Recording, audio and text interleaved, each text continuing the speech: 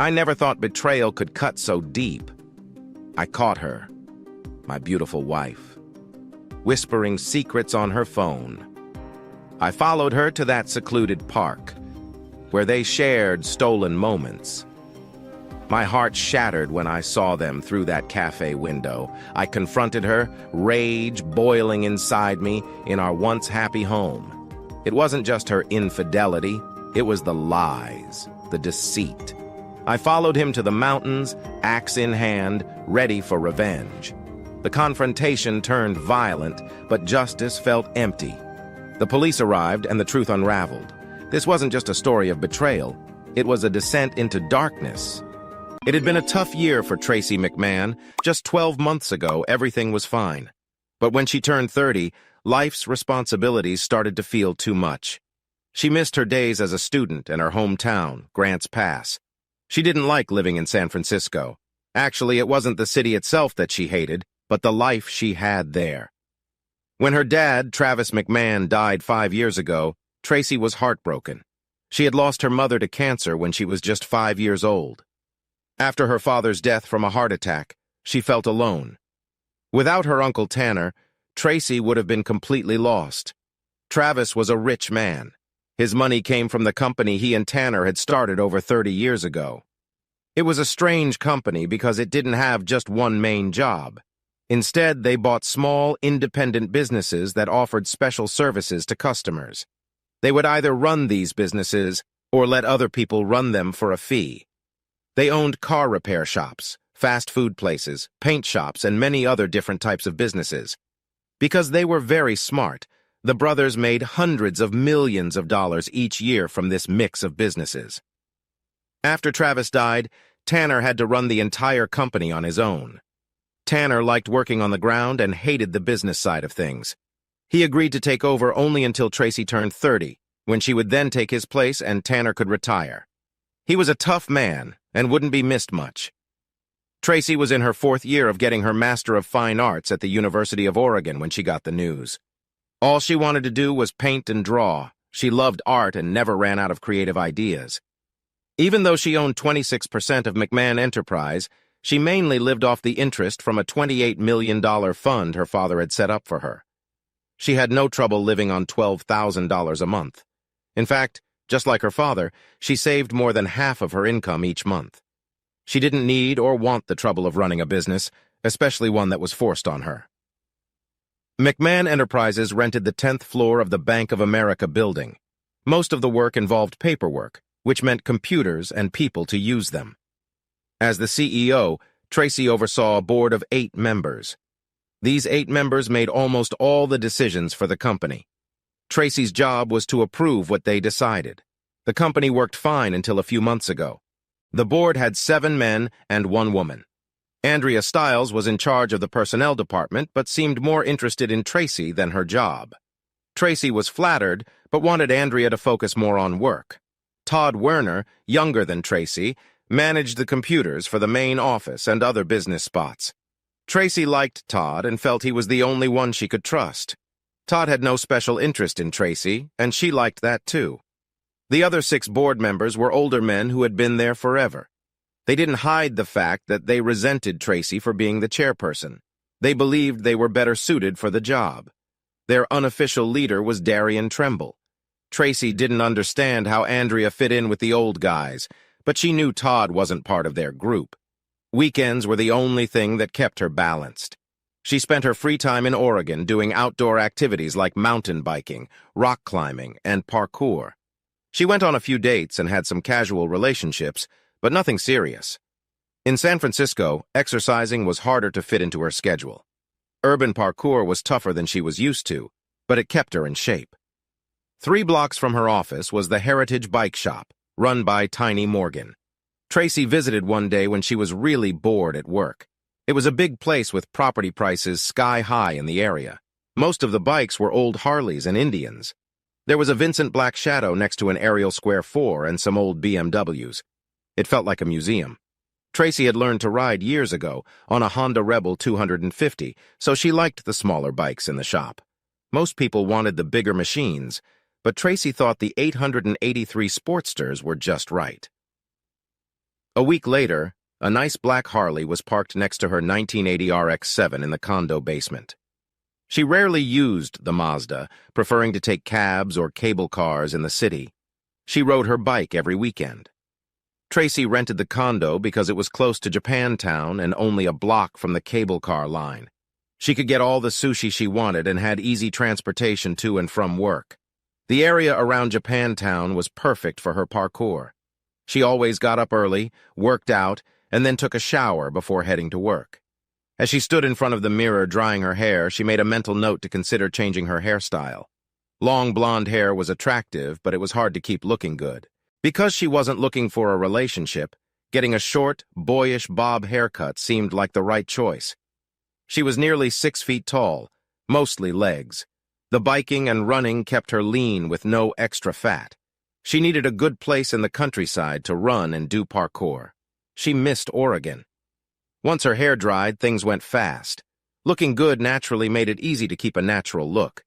Cotton sports underwear was always comfy. There wasn't any silk, nylon, or lace in her drawer. She finished a glass of orange juice and half a honeydew melon before leaving her apartment. She skipped the first floor and went straight to the basement garage to check on an oil leak in her bike before heading to work. It was still dripping, so she knew she'd need to visit the shop by the end of the week. 5 minutes later, she was riding down California Street towards the cable car. As she stepped off the cable car, Todd Warner grabbed her arm. "This way, hurry! Come on, Miss McMahon, move it." It was clear Todd had something serious on his mind. She decided to follow him and see what was urgent. Todd was usually calm and serious, so this was out of character. The Stardust coffee shop was crowded at the counter, but the back was empty. Most of the early customers were grabbing their coffee to go. "Okay, are we safe now? Want to tell me what's going on, Todd?" "It's Tremble. He got a legal order or something to have you removed as chairman of the board. He and his pals have enough stock now to outvote you and take over the company. They've got legal papers saying you're not fit to run the company. There are people waiting at each of the 4 main doors and the parking garage entrance to serve you. They were even at your home this morning. How did you dodge them?" "I went out through the back garage. What happens when they give me the papers?" "That means you've been officially notified. You'd have to go to court and spend years and lots of money to fight it. By then it will be too late." "Too late for what?" "They plan to sell the company off in pieces. Some of the board members want to take over parts of it. I think Tremble is planning to keep all the transmission shops." "How much stock do they have?" "I'm not sure, but I heard 31% mentioned a few times." "They are probably right, Todd. I'm not really qualified to run the company. I thought they'd keep running it and I'd just stay on as a figurehead. I didn't expect them to betray me. Maybe you don't have the experience to run the company, but you're fair and honest. I can't say that about them. What happens if they don't serve me the papers?" "You're still in charge, even if you're not there.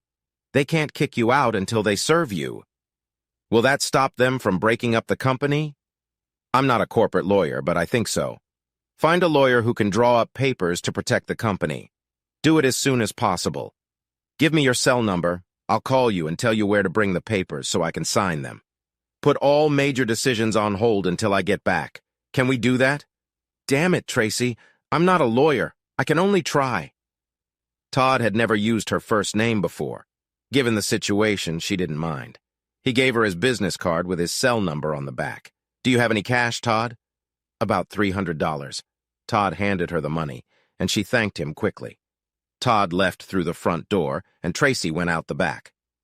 The Heritage Bike Shop wasn't open yet, but Tracy knew Tiny, the owner, slept there. After a few minutes of knocking, Tiny opened the door. He was greeted with a large cup of straight black coffee. "What are you doing here at this hour?" "I need a big favor, Tiny." "Have I ever said no to you?" "I can't go home. I need to borrow a Sportster, a 1200 if you have it. I need boots and leathers, too." "Wow, a beautiful lady in need. Help yourself to whatever you find here. I'll get a bike ready. Any color you prefer?" Tiny laughed a little at the situation. He knew Tracy's position and wasn't worried about being paid back. Being in her good books had its perks. From across the room, Tiny called out, "A destination might help me decide. Can you give me one? Have you heard of Rough and Ready? Been there, done that. Will that help? At this time of year, you need long johns under the leathers and good gloves. I think I have a bike with a half windshield. Don't forget the long johns." Given the situation, modesty didn't matter. Tracy put on the quilted long johns right in the showroom. She found some leathers that fit a bit loose but were comfortable for a long ride. She picked her boots the same way, along with heavy wool socks. Tiny wheeled a red Sportster with a half windshield across the floor. "This is the best I've got now. Your legs might get a little cold, but the top will be fine. You might prefer one of the gold wings over there." "No thanks, this is perfect." "Can you help me pick out a jacket and some gloves? Why do I need all this stuff anyway?" "Your timing isn't great, lady. There's a big snowstorm coming over the Sierras today. By tonight, it will reach the lower hills. You'll be okay until you pass Sacramento, but after that, who knows? Grass Valley and Nevada City often get snowed in, and Rough and Ready is close by. Are you sure you don't want to go somewhere else?" "Sorry, Tiny, but that's where I have to go." "How about taking a car or truck? I can lend you mine." "That's no fun, is it?" Tiny gave simple directions. He said to go to Auburn and turn north. The first couple of hours were fine. She stopped for lunch in Sacramento. The long underwear seemed too much at this point. The highway speed cooled her down, but she was still warm. The gloves and goggles were safe in her pockets and looked unnecessary. Tom Henderson had just finished tying his ex-wife's old piano to the trailer. Things were tight, and selling the piano would help a lot. Not much else left to sell after this. "Let's go, boys. We need to leave if we're going to beat the storm." Two young boys came out of the house. The place was beautiful, but the house itself was not. You could call it a cabin in the mountains, but it was really a shack in the woods. The best part was it had no mortgage. Bradley was 16 and his brother Greg was 13. School had let out early because of the coming storm. It didn't seem too bad now, but storms are hard to predict. "After we deliver this, we can stop for dinner at the pit." The Jeep Cherokee had no trouble pulling the trailer, but the piano made it wobbly on the gravel road. Tom went slow until he hit the paved road. The drive from Nevada City to Roseville wasn't long, but he didn't want to risk losing the piano now that it was sold. Tom had finished 3 new stories for his children's book series, but they had no pictures yet. His publisher wouldn't give him more money until the pictures were done. All the artists he contacted wanted payment first. That wasn't possible. Tom's wife, Anne, used to do the drawings, but she left him, leaving him in a tough spot. Their only income came from Tom's writing. Luckily, he still earned money from his earlier books. 2 years had passed since Anne left. She left only a note and later sent divorce papers from Reno. The note said she had found someone else, an airman from Beale Air Force Base, and she was leaving with him. The divorce papers stated he was no longer married. Tom had suspected something for almost a year but hoped it wasn't true. It was hard to explain to the boys since he didn't know why it happened. Husbands are often the last to know. The $600 from the piano sale would buy a month's worth of food and pay off the back utility bills. Everything else would have to wait. Tom was relieved when the piano was finally in its new home. He couldn't have done it without the boys' help. Snow was coming down in big, wet flakes by the time they reached Auburn. He was glad to leave the interstate because the empty trailer bounced around at high speeds. They could have gone straight home, but he had promised the boys dinner at the pit. The pit was special because the New York steaks were expensive. Bradley and Greg enjoyed cooking their steaks over an open fire. It was worth the extra money to Tom. When the meat was perfectly cooked, they ate by the front window. They watched the snow get heavier and the wind stronger. Greg was the first to see the motorcycle appear from the white snow and pull up to the building. The bike and rider were covered in frozen snow. 2 minutes later, they watched as the rider removed her helmet, revealing shoulder-length blonde hair. She stood in the doorway, dripping snow, as the hostess handed her a towel. Bradley and Greg thought it was the coolest thing they had ever seen. Tom just saw someone who needed a hot cup of coffee. A few minutes later, she had coffee and a hamburger. Even after brushing off most of the snow, she was still dripping water. Her cheeks were red from the cold, despite wearing a full-face helmet. "What's wrong, Bradley?" She just smiled at me. "Yeah, right. In your dreams," Greg said, not believing his brother. "Were you staring at her?" Bradley shifted in his seat. "It's hard not to. She's really pretty." "Well, try to be polite. Staring is rude." Tom understood what his son felt. He had taken a few glances at her himself. She was very attractive, as Bradley had said. The kind of person boys dream about before falling asleep. The kind a middle-aged man knows he'll never be with. Maybe it was the leather outfit that made her stand out. The snow seemed to be getting worse. Soon, Tom and the boys would have to brace themselves and drive the last 20 miles home. The four-wheel drive would help, but the ride would still be rough. They all agreed to have dessert, but before they could finish, someone interrupted them. "Excuse me, the waitress said the trailer outside is yours." A tall blonde woman in leather stood at their table. They hadn't seen her coming. Tom was a bit nervous, but he managed to say yes. "I need help. I have to get to a motel for the night, but I'm too tired to ride my bike any further. I saw your trailer is empty and hoped you could give me a ride to the nearest motel. The bike isn't mine, and I don't want to leave it here. We're headed to Grass Valley. There are 2 motels there. We can drop you off." "Thank you so much. By the way, I already paid your bill." "What if we had said no?" "You wouldn't." The boys grinned. "We can load it for you." Bradley held out his hand, and the woman handed him the keys. "Secure it well, guys. Use all the bungee cords and tie-downs." Tom knew they didn't need instructions. They'd loaded their dirt bikes many times before. The only difference was that this Harley was a lot heavier. She sat across from Tom. "My name is Tracy. I chose a bad time to visit my uncle." She held out her hand, which Tom thought was unusual for a woman. "Tom Henderson. The older boy is Bradley, and the younger one is Greg. Sorry if Bradley was staring earlier." "It's fine. I thought I saw you looking too. You were quite a sight with all that snow and ice. Sorry if I made you feel awkward." "Not at all. It actually helped me get your assistance. I'm a bit crafty like that." Tom laughed at her boldness. The waitress brought 2 coffees, and they watched the boys load the bike onto the trailer as if they had done it many times. The trailer was made for dirt bikes and ATVs, so securing the Harley was easy. 10 minutes later, the boys came in, and Bradley handed Tracy the keys. He seemed proud, and she noticed. "Bradley, go warm up the Jeep so we can leave." By the time Tom and Tracy got to the car, Greg had cleared the snow from the windows, and the inside was warming up. Tracy quickly checked the bike's tie-downs before sitting in the front seat. She placed her helmet, with the goggles and gloves inside, on her lap. The roads in this area were usually clear, so no snowplows were around.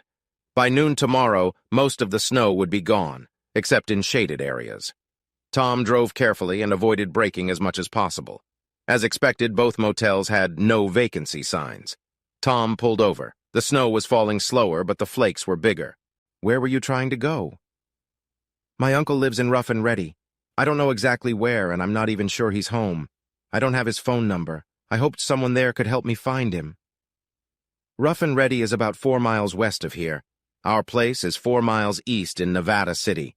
Given the situation, it's better if you come with us. We have lots of room, and you would be welcome. Tomorrow or the next day, we can help you find your uncle." "Are you sure I wouldn't be a bother? Won't your wife mind?" "No wife to worry about, and I think we have some dry clothes for you." Tom noticed his sons were smiling. Then he realized he was smiling too, and so was Tracy. 10 minutes later, Tracy watched Tom make coffee in his cozy cabin. She tried to clean up a bit without making a mess on the large knitted rug. Her socks were wet, so she took them off and placed them near her boots by the door. By then, Tom had the fire going again, and small flames were rising. She moved closer to feel the warmth. The silence between them was just noticeable when the door burst open. "Your bike is in the shed." Bradley seemed proud. He wanted to say more, but couldn't think of anything. Tracy found his nervousness amusing. The boys took off their jackets and left their boots by the door before coming to the fireplace. "I've got some milk warming for Coco. Why don't you find some dry clothes for our guest? There should be some sweats or something in the green trunk in the attic."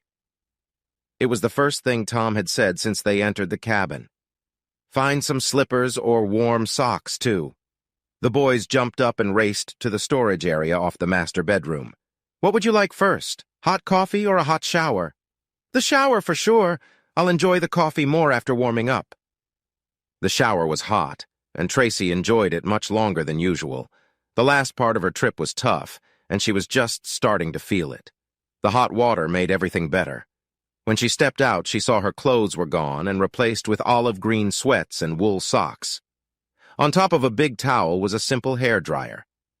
Tracy felt bad for taking so long in the bathroom, but her hair took forever to dry. She was thankful they hadn't offered any used underwear along with the other items. The sweatpants were a bit short, but they worked. Bradley and Greg insisted that Tracy sit on the couch between them.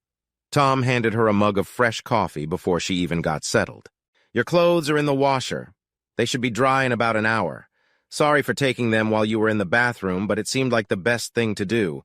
I didn't know what to do with the leather stuff, so I hung it over some chairs." For the next 2 hours, Bradley and Greg bombarded Tracy with questions. Where did she come from? Where was she going? Was she married? How long would she stay? How old was she? Why wasn't she married? The questions seemed endless but fun, like a game of 20 questions. Tracy asked a few questions herself, mostly about the boys, but also about their father. She avoided asking about their mother. Tom sat on the side, watching but not joining in. "All right, boys, that's enough. Get ready for bed and let the lady rest." Reluctantly, the boys left the room. "Just one more question. How do you like your eggs?" Bradley smiled brightly. "I usually have fruit for breakfast, but scrambled eggs are fine if that's what you have." With the boys gone, the room felt more relaxed. Tom took Tracy's empty cup. "This is the last of it. Should I make more?" "No, thank you. I've had plenty, and I think I'm ready for bed, too." The dryer had long finished its job, so Tom neatly folded the clean clothes, cotton underclothes, long johns, and socks, and placed them beside her on the couch. "We can find more suitable clothes in the morning. It's my wife's old stuff, but some of it should fit you if you don't mind used clothes." "I take it from the sweatpants that she wasn't very tall." Tom smiled at her remark and led her down the short hallway to the master bedroom. "I'll take the sofa. You get the bed after that ride." Tracy didn't argue. She smiled, said, "Good night," and closed the door. Waking up in a strange house always feels odd. Tracy felt the cold and dampness as she got out of bed. A musty smell lingered from the fire that had died out during the night. The welcoming aroma of freshly brewed coffee quickly replaced the musty smell. As she entered the living room, she noticed a new fire starting on top of the dead coals in the fireplace. She also saw the smiling faces of the 3 men at the pine kitchen table. She felt a bit shy, but also pleased by the attention. Tom placed a mug of coffee in front of her as Bradley set down half a cantaloupe at her designated seat. "Good morning," they all said in unison. Tracy smiled and nodded. "The melon is nice. I wasn't expecting it." Bradley got up early and went to the market to get it. He also got a honeydew just in case. Tom looked a little different this morning. His beard was gone, and he wore a freshly ironed flannel shirt. "I didn't think the stores would be open so early," Bradley chimed in proudly. "They weren't, but I went with the milk delivery man. Mr. Springer let me have the melons when I told him it was a special occasion." "That was clever, and I appreciate it." "I cleaned your Harley. I got all the dirt out and blew it clean with the air gun. It's ready to go if you need it," Greg added, happy to contribute.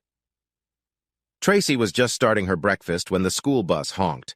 The boys grabbed their bags, and as they headed out the door, Bradley turned. "You'll be here when we get home, right?" She just smiled and nodded yes. After the boys left, Tracy and Tom sat in silence. Tom ate an English muffin with honey. Tracy smiled to herself, amused by Tom's slight discomfort. She didn't want to seem pushy, but felt she should say something to make him feel better. "You mentioned you might have some other clothes for me? I'm not too eager to put that leather stuff back on." "No problem. I hope you don't mind wearing used clothes. They belong to my wife. Some might fit, but she was shorter than you. I washed everything before putting it away, so it's all clean." There was a storage room off the master bedroom. It was unheated but dry. Tom showed her 2 large trunks and left her to search through them. 20 minutes later, Tracy had an armful of clothes she could use. Tom seemed pleased she found anything at all. She still needed some practical shoes that fit. The snow was starting to melt. In a couple of hours, only small patches in the shaded areas would be left. "Tracy, I don't know your last name, and I don't feel right calling you by your first name without knowing you better. What do you prefer?" "Tracy is fine. My last name is McMahon." "Okay, Tracy it is." I answered to Tom. "Tom, I really appreciate all you and the guys have done, but I need to move on now. I'll return these clothes as soon as I can. Right now I need to find a place to stay." "We can take the Jeep downtown and see what's available. We can also get you some shoes.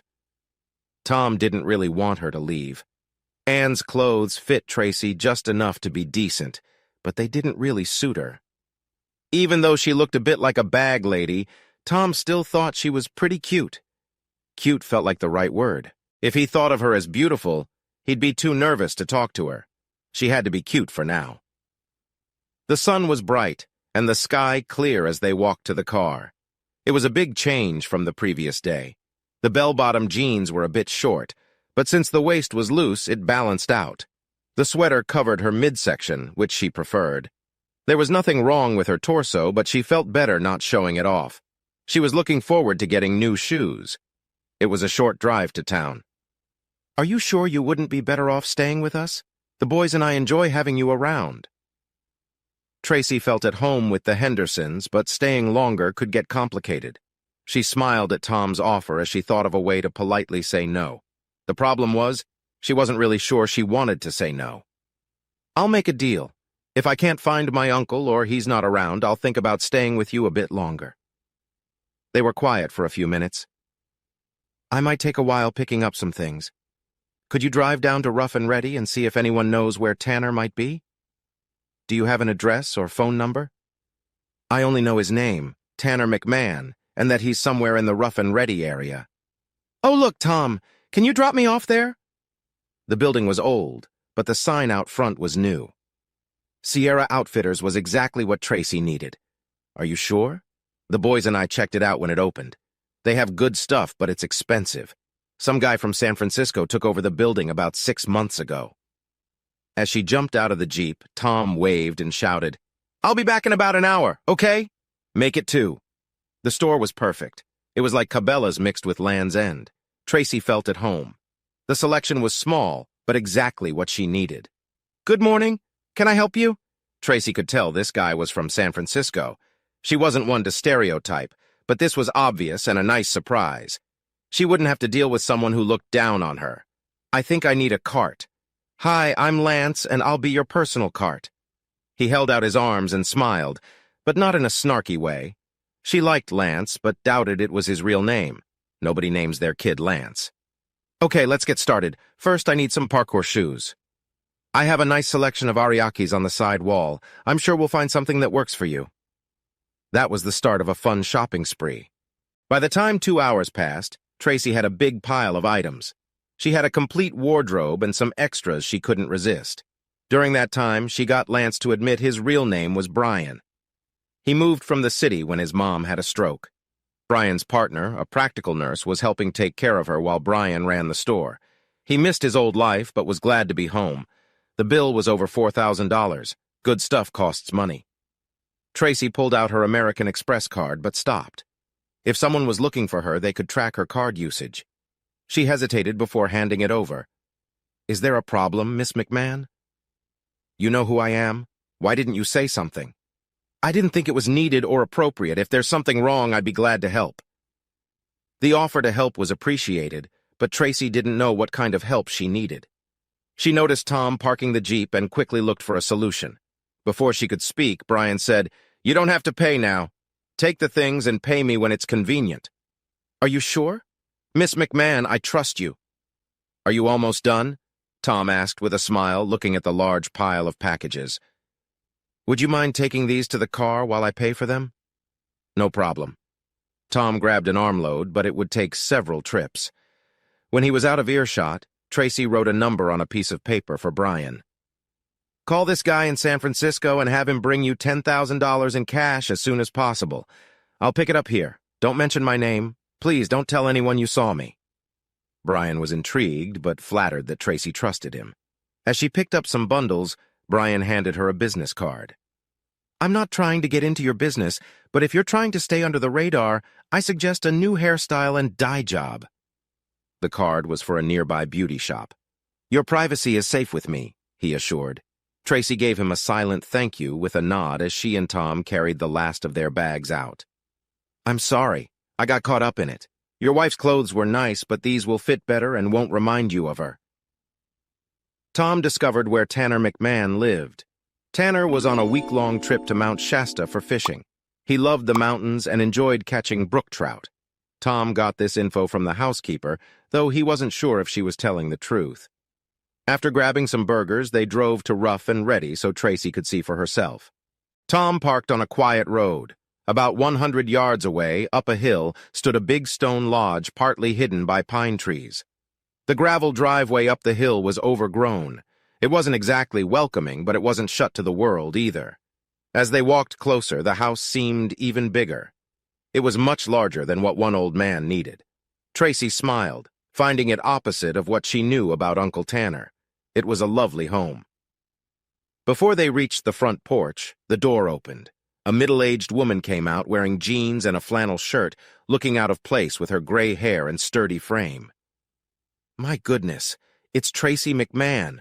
Tanner will be so happy to see you." Tracy didn't know this woman and was still figuring it out while they were led into the main room. "My friend said Tanner isn't here. Do you know when he will be back? Sit. Would you like something to drink?" The furniture was all made of pine logs with colorful cushions. Indian blankets hung on the walls like art. It felt like a movie set, very Tanner-like. Both Tracy and Tom shook their heads to decline the drink. "Sorry, I didn't introduce myself. I am Sarah Weiser. I guess you could say I'm Tanner's life partner." "Life partner?" Sarah laughed and looked a bit embarrassed at Tracy's curiosity. "It's a long story. I cook, clean, do laundry, and keep him company in exchange for a place to stay." Tracy quickly understood and found it amusing. She was happy for Tanner and his new friend. "He talks about you all the time and shows off your pictures." Tracy felt a bit embarrassed, especially since Tom heard the comment. "Tanner left 4 days ago for fishing. He should be back soon." "Up at Mount Shasta?" "No, near Paxton. I say Mount Shasta because no one knows Paxton. Sorry." Sarah winked at Tom, who seemed to blush. "I assume he doesn't take a cell phone? You know him well. Leave me your number and I'll have him call you when he's back. Are you staying nearby?" Tracy wrote her cell number on a pad. Then she handed it to Tom. "Maybe your house number too?" She turned to Sarah.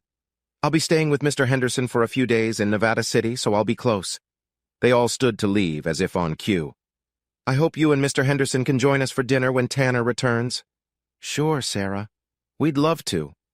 Walking back to the Jeep, Tom was smiling. "What's funny, Mr. Tom?" "Nothing much. It's just when you made it sound like we were a couple. I thought that was cute." He was right, but she had no reply for that. "I'm glad you decided to stay, by the way." Nearly back to Grass Valley, Tracy pulled out a card Brian had given her. "Can you drop me at the Triple Cut? It's near where I got my clothes."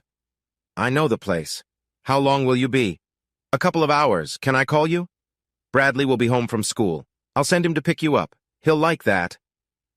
Bradley and Greg were waiting outside the Triple Cut when Tracy came out. At first, they didn't recognize her.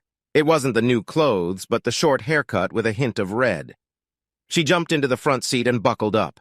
"Do you like my new look?" Greg was silent, and Bradley seemed lost for words.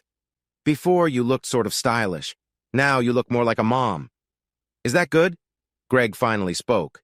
"You look like a cool mom." "Thanks, not what I aimed for, but thanks." The roads were clean and dry on the ride back, but the ground was still mushy and slippery. Any outdoor activities would have to wait. Tracy hadn't spent much time with kids and didn't know how to start a conversation. She usually did well in social situations, but this was different. Tom Henderson was beside the cabin splitting wood. Piles of logs on one side and neatly stacked wood on the other. The three of them walked onto the porch. Bradley noticed Tracy's interest. "He's been like that since Mom left." "What do you mean?" She was curious about Tom's wife. "He has OCD, Greg said as he entered the cabin. Tracy and Bradley sat on the porch steps. "Greg and I used to split and stack all the firewood. One day after Mom left, Dad told us he would handle everything from now on. All we had to do was make sure there was dry wood by the fireplace. Some days he stays outside until it's dark, chopping wood. He doesn't even come inside for dinner. At first his hands got really bad blisters, but now they are tough and rough. He never seems to get tired. That's a lot of wood. There's 10 times more behind the cabin. We have enough wood to last 5 years, but he keeps going. We struggle to pay bills sometimes, but he still gets more truckloads of logs delivered." That's a lot of anger. She saw a connection between the chopped wood and Tom's anger towards his wife. Tom saw Bradley and Tracy sitting on the porch. He had a good rhythm going and didn't want to stop, but he thought it might be better to hide his obsession.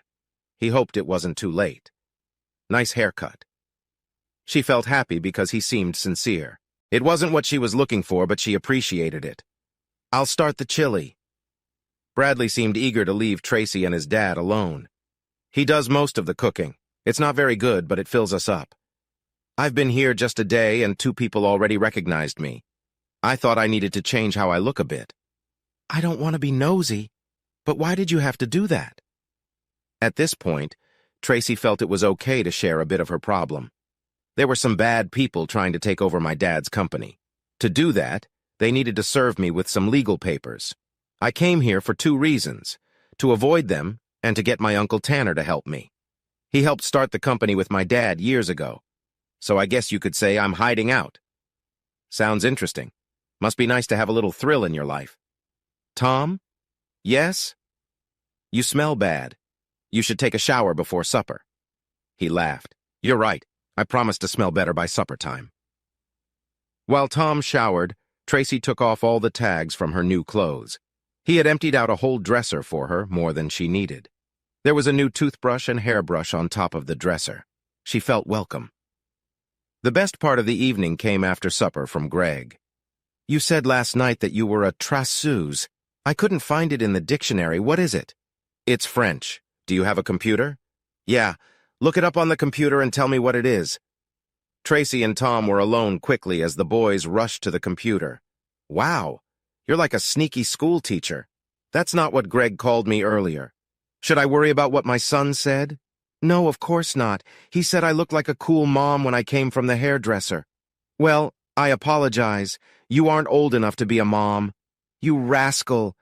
That's not what you should apologize for. Sorry, but that's the best I can do if you want honesty. Things were quiet for a few moments. Tom filled the coffee cups and noticed Tracy was smiling. I know it's not my place, but can you tell me something about your wife? Tom said nothing. It was clear from his face and body that he didn't want to talk about it.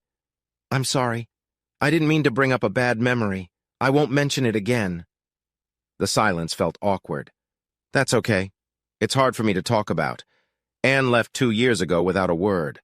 I had suspected something for a while, but never knew for sure. She left with a sergeant from Beale Air Force Base near Marysville. I don't know how they met. 6 months later, I got a notice that she had divorced me in Nevada. It was final, and I didn't even know it was happening. She didn't ask for anything, at least. I never had a chance to fight it. It hurt me in 3 ways. She left the kids, she embarrassed me, and she took away part of our income. I write children's books. Anne used to do all the drawings for the stories.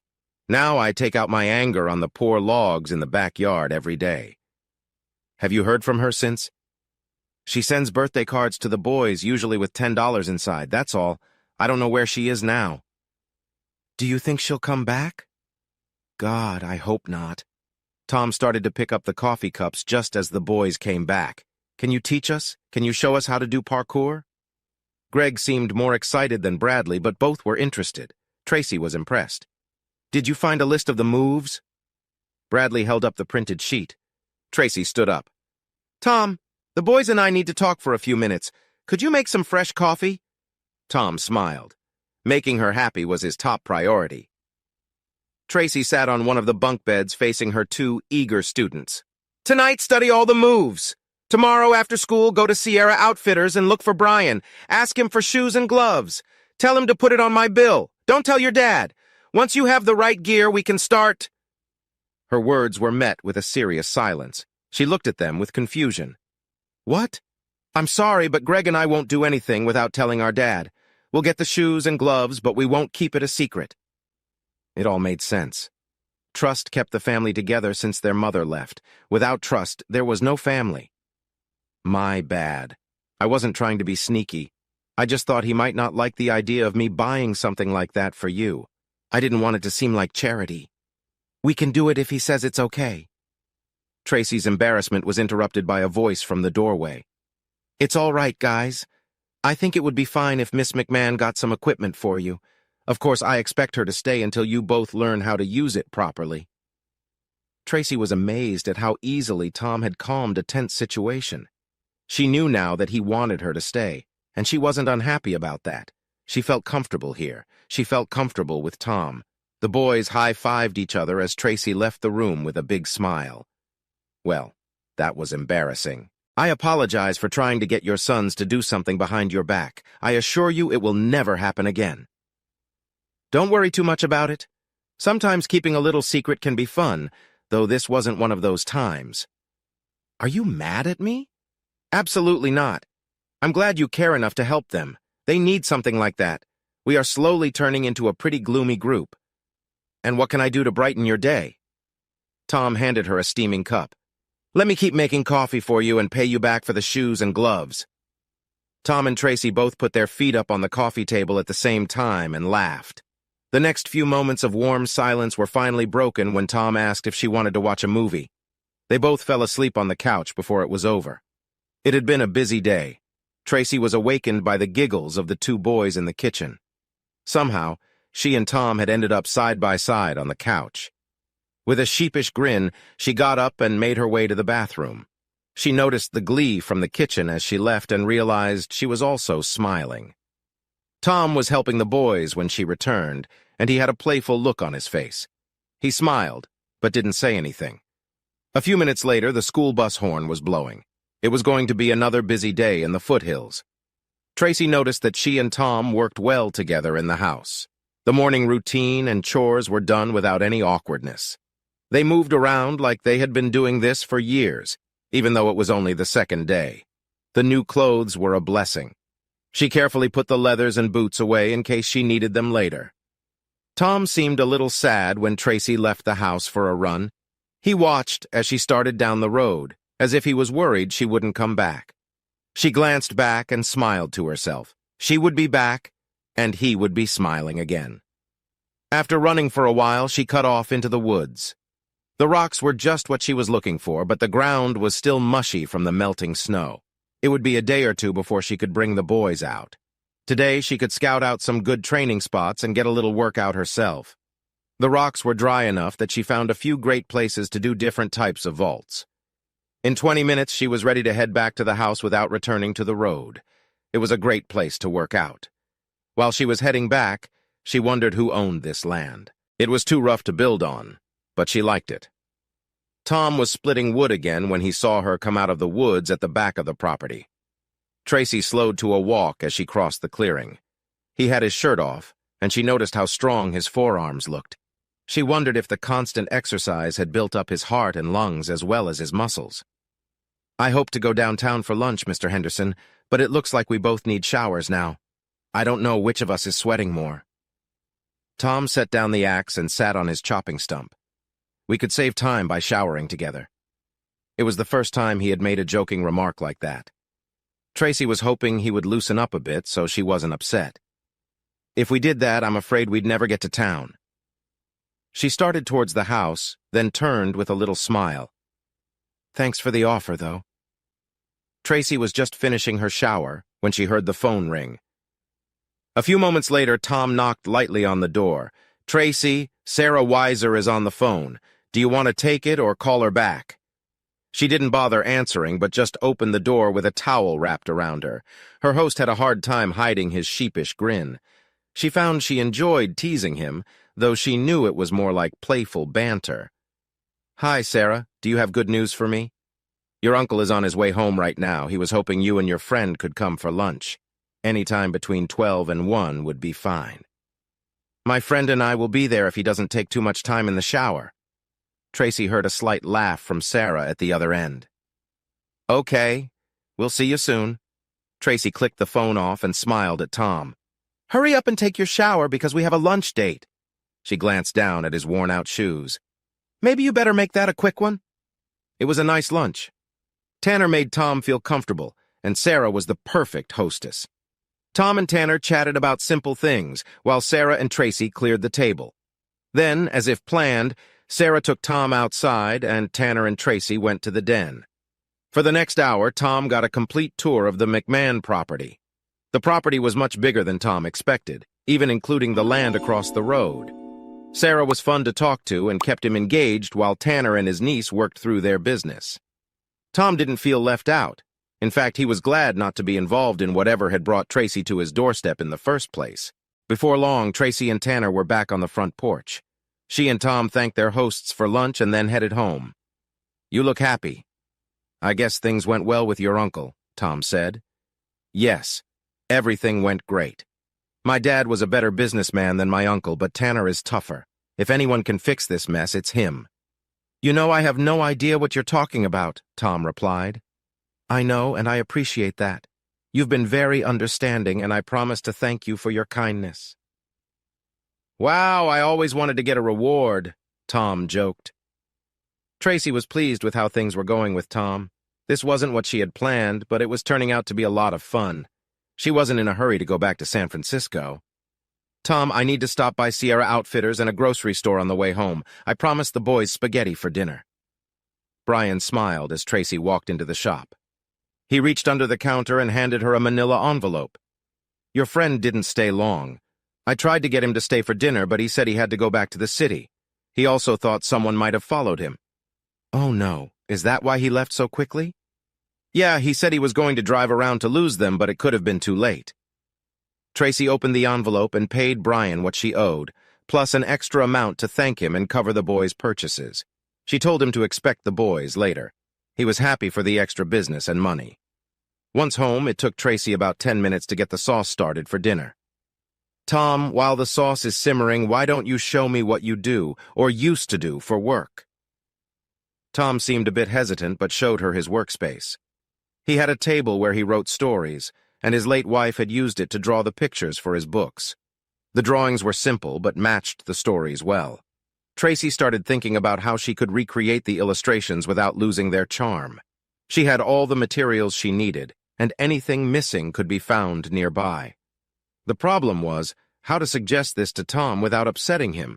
Would he be open to her help or get mad at the idea? Tom noticed Tracy was studying the drawings, not just looking at them. She seemed to know a lot about art, and he started to feel excited about her interest. "You know something about art, don't you?" he asked. It was an opportunity for Tracy. "Yes, a little," she said, not wanting to give too much away. "Everything you need is right here. If you want to try it out, I can leave you alone for a while. I have some wood to chop." "Maybe I should read one of the books first."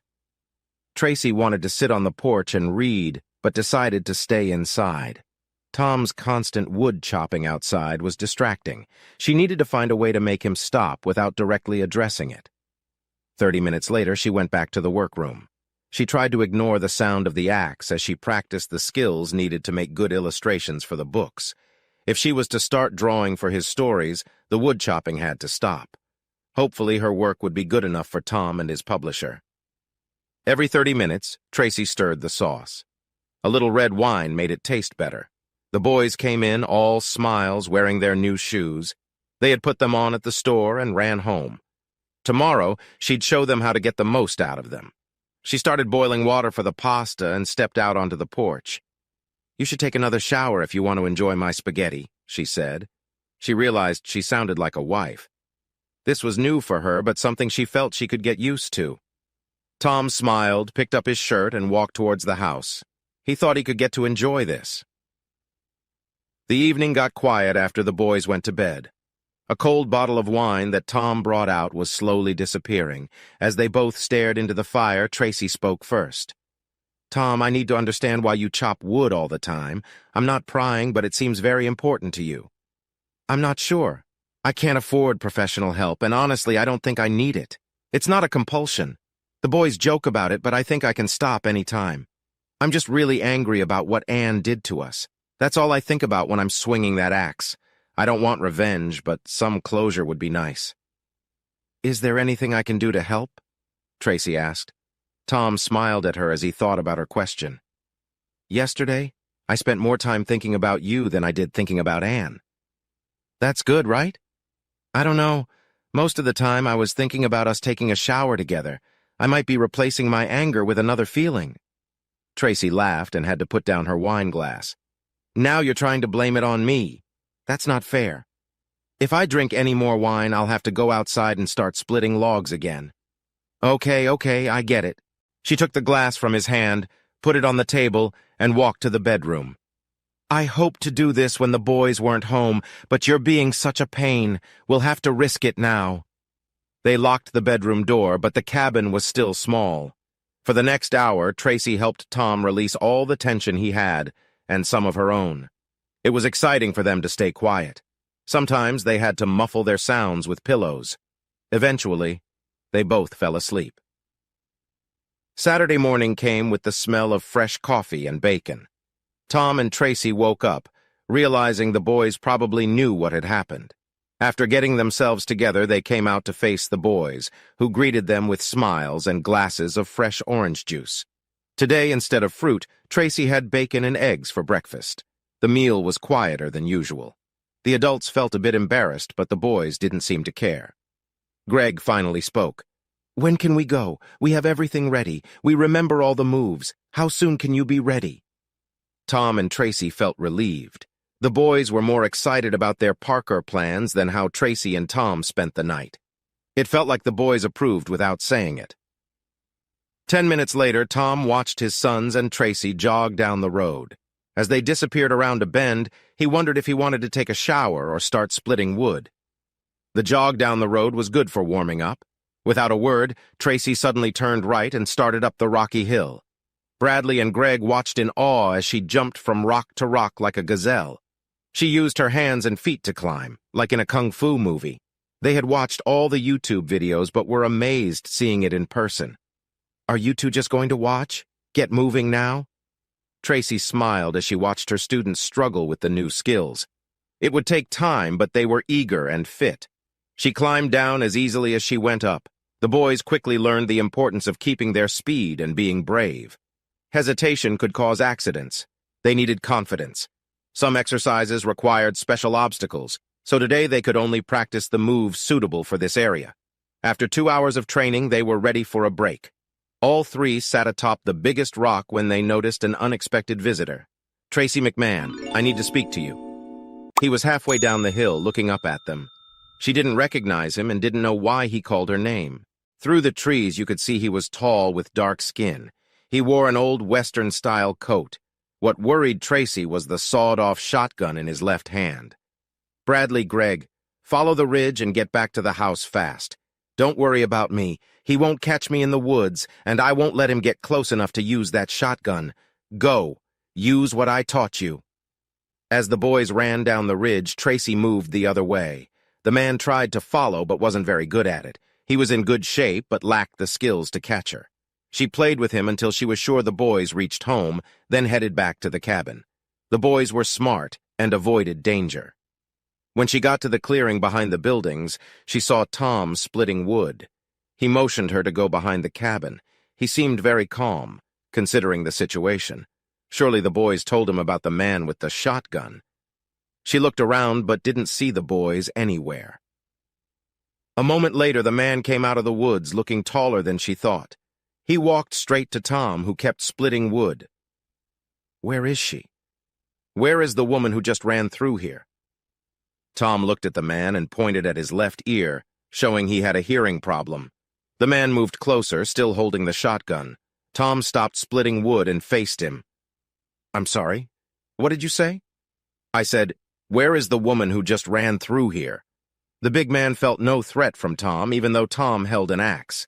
He didn't move as Tom walked up to him. You mean that woman? Tom pointed at Tracy with his left hand as he spoke. As the man looked at Tracy, the axe in Tom's right hand quickly knocked the shotgun away from the man. Tom hadn't moved his arm. The motion all came from his wrist. As the tall man bent down to hold his hurt fingers, the back of the axe hit him in the face again. Around that time, the sheriff drove up to the house. The boys ran out as Tracy walked towards the man who saved her. It was a crazy thing to do. What man in his right mind would face someone with a shotgun while only holding an axe? Tom, Tracy, and the boys sat on the porch as the police took care of everything. They had to call an ambulance for the big guy. He lost a few teeth and had a broken nose and hand, but he could still say that he was there to give Tracy McMahon some legal papers. He thought the shotgun would scare her enough to do his job. The shotgun wasn't loaded. He had followed Todd Werner to the area and talked to the neighbors to find Tracy. They all sat quietly as the sheriff scolded Tom for using too much force. He decided not to charge Tom only because the man had the shotgun. However, he had many charges against the big man. The paper that was supposed to be given to Tracy had mysteriously disappeared.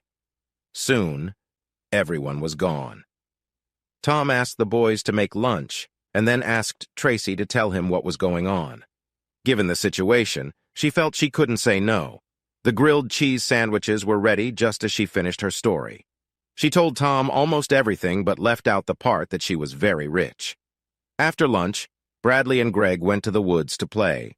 Tom went out on the porch and Tracy brought coffee a few minutes later. I looked over your drawings this morning after you left. They're a bit different from what Anne did, maybe even better. Don't let it get to your head because the publisher has the final say. Tracy didn't say anything. She was happy that her drawings met Tom's approval. If you can do 3 more, I can send a package on Monday. What do you think? Just tell me what you need and I'll have them for you by tomorrow evening. Far off, you could hear the boys playing in the mountains. Tracy hoped they wouldn't hurt themselves today. Later that afternoon, Tracy called Tanner to tell him about the morning trouble. He wasn't home, but Sarah, the woman who answered, was very interested. She asked specific questions and seemed to know what she was doing. Tracy couldn't help thinking that she was more than just a housekeeper. When the boys came back, they told their dad they were staying over at a friend's house. Bradley winked at Tracy as they left. Tom dropped them off and bought some shrimp on the way home. The kitchen table was covered with newspapers and piles of shrimp when Bradley and Greg returned the next morning. There were a few half-empty beer bottles beside several empties. It was clear that the special dinner was abandoned before it was finished. Tom's sons turned and left quietly, giggling on the porch before heading back to the mountains. Tracy woke up to the sound of the boys playing outside. Sunlight came through the side window. She thought she had a few minutes for a quick shower before the boys got back. Tom hadn't moved. His muscles were well developed. Who would have thought that an axe could give the same results as an expensive gym machine? Tracy found an old waffle iron on a high shelf. It was warmed up and ready when Bradley and Greg came back from their short exercise. She thought about how nice it was to be young and full of energy. Juice and syrup were on the table, and soon hot waffles were ready. Tom, freshly showered and smiling, appeared shortly after. He noticed Tracy wasn't as cheerful, so he toned it down a bit. After breakfast, Sarah Weiser showed up. The directions Tracy had given her seemed to work. Tanner is in San Francisco, but he'll be back this afternoon. Can you both come over for a little supper? He's bringing fresh crabs from the wharf. Good news or bad news? Can't wait until tonight, Tracy. Did you find out anything about the guy from yesterday? He spilled everything. Tremble hired him and 3 other guys. There was a $5,000 bonus for the one who served you the papers. His trouble got worse because of the shotgun he carried. It wasn't exactly legal. How did you find all this out? Tracy, I'm not only Tanner's guest, but also his personal lawyer. I showed my ID and told the local cops I was there to help your visitor. Heck, I didn't even know his name when I walked in, but nobody asked. I left after 10 minutes, and they never knew why I was really there. You're Tanner's lawyer? I've been for 20 years. By the way, I'll have some papers for you to sign this evening. You never told me what Tanner found out in San Francisco. You're right. Tanner always said you were sharp. Tom and Tracy waved as Sarah walked back to her car. Tracy, she never gave you an answer. You noticed that too. You're getting smart since you met me. Tom spent the afternoon working on the Jeep, while Tracy finished the drawings that were still needed. She was glad he wasn't splitting wood. The boys were gone most of the time, so things stayed quiet. The biggest decision of the night was what kind of pizza to order and which pay-for-view movie to watch. Tracy watched with amusement as the 2 teenagers argued about it. Before heading to Tanner's house, Tom packed the manuscript and illustrations for the new book into a mailer. It was ready to be sent first thing in the morning. Now he needed to think of a way to thank his new assistant. The highlight of the evening at Uncle Tanner's was seeing Tom struggle with the boiled crabs. He watched how everyone else at the table handled them and then gave it a try with determination. In the end, he managed, and she found his approach to new situations quite entertaining. Tracy felt she had to tell Tom about the situation. Tom stayed through about half of the long conversation, then finally excused himself. He spent the rest of the evening on the porch, looking at the stars. Sarah brought him fresh coffee and a warm smile. He couldn't decide which was worse, the legal talk or the business talk. Sadly, Tracy had to sit through the whole thing. Uncle Tanner quickly understood the situation. There were a few options to fix it, and Tracy easily picked one. With the amount of company stock Tanner and Tracy held, Tanner could gain full control of the company right away. Sarah had the needed papers, and Tracy signed them without hesitation. She still had her annuity and the money she had saved. Giving up the stock wouldn't change her lifestyle, but would save the company. Tanner and Sarah were moving to San Francisco for a while. Tracy asked if she and Tom could stay at the lodge. Now she just needed to convince Tom that moving there was a good idea. Tom loved the cabin, but it had some sad memories for him. Maybe the change would help. She was sure Bradley and Greg would be thrilled about it. "Hey, wake up, sleepyhead." Tom had fallen asleep, even though the Adirondack chair was very uncomfortable. "Sorry, I guess we're ready to go, right?" "Right. I'm sorry for the boring evening." Tracy and Tom said their goodbyes and started back to the cabin. "Did everything go okay?" "Mostly. There's one small problem and I need your help. I'm not sure how I can help, but I'm here for you. Tanner and Sarah are moving back to San Francisco for a while. They need someone to stay at the lodge. I told them we could do it." Tom didn't respond immediately. "I thought you were only staying until your problem was solved. Does this mean you'll stay longer?" "I will if you can help me. I can't manage the big place alone. I'm sure I can do it if you and the boys help. Will you do it?" The inside of the Jeep was dark, but she could see his smile from the headlights of passing cars. Her worry was for nothing. All she had to do now was wait for Uncle Tanner to move out. Bradley and Greg were still up when they got back.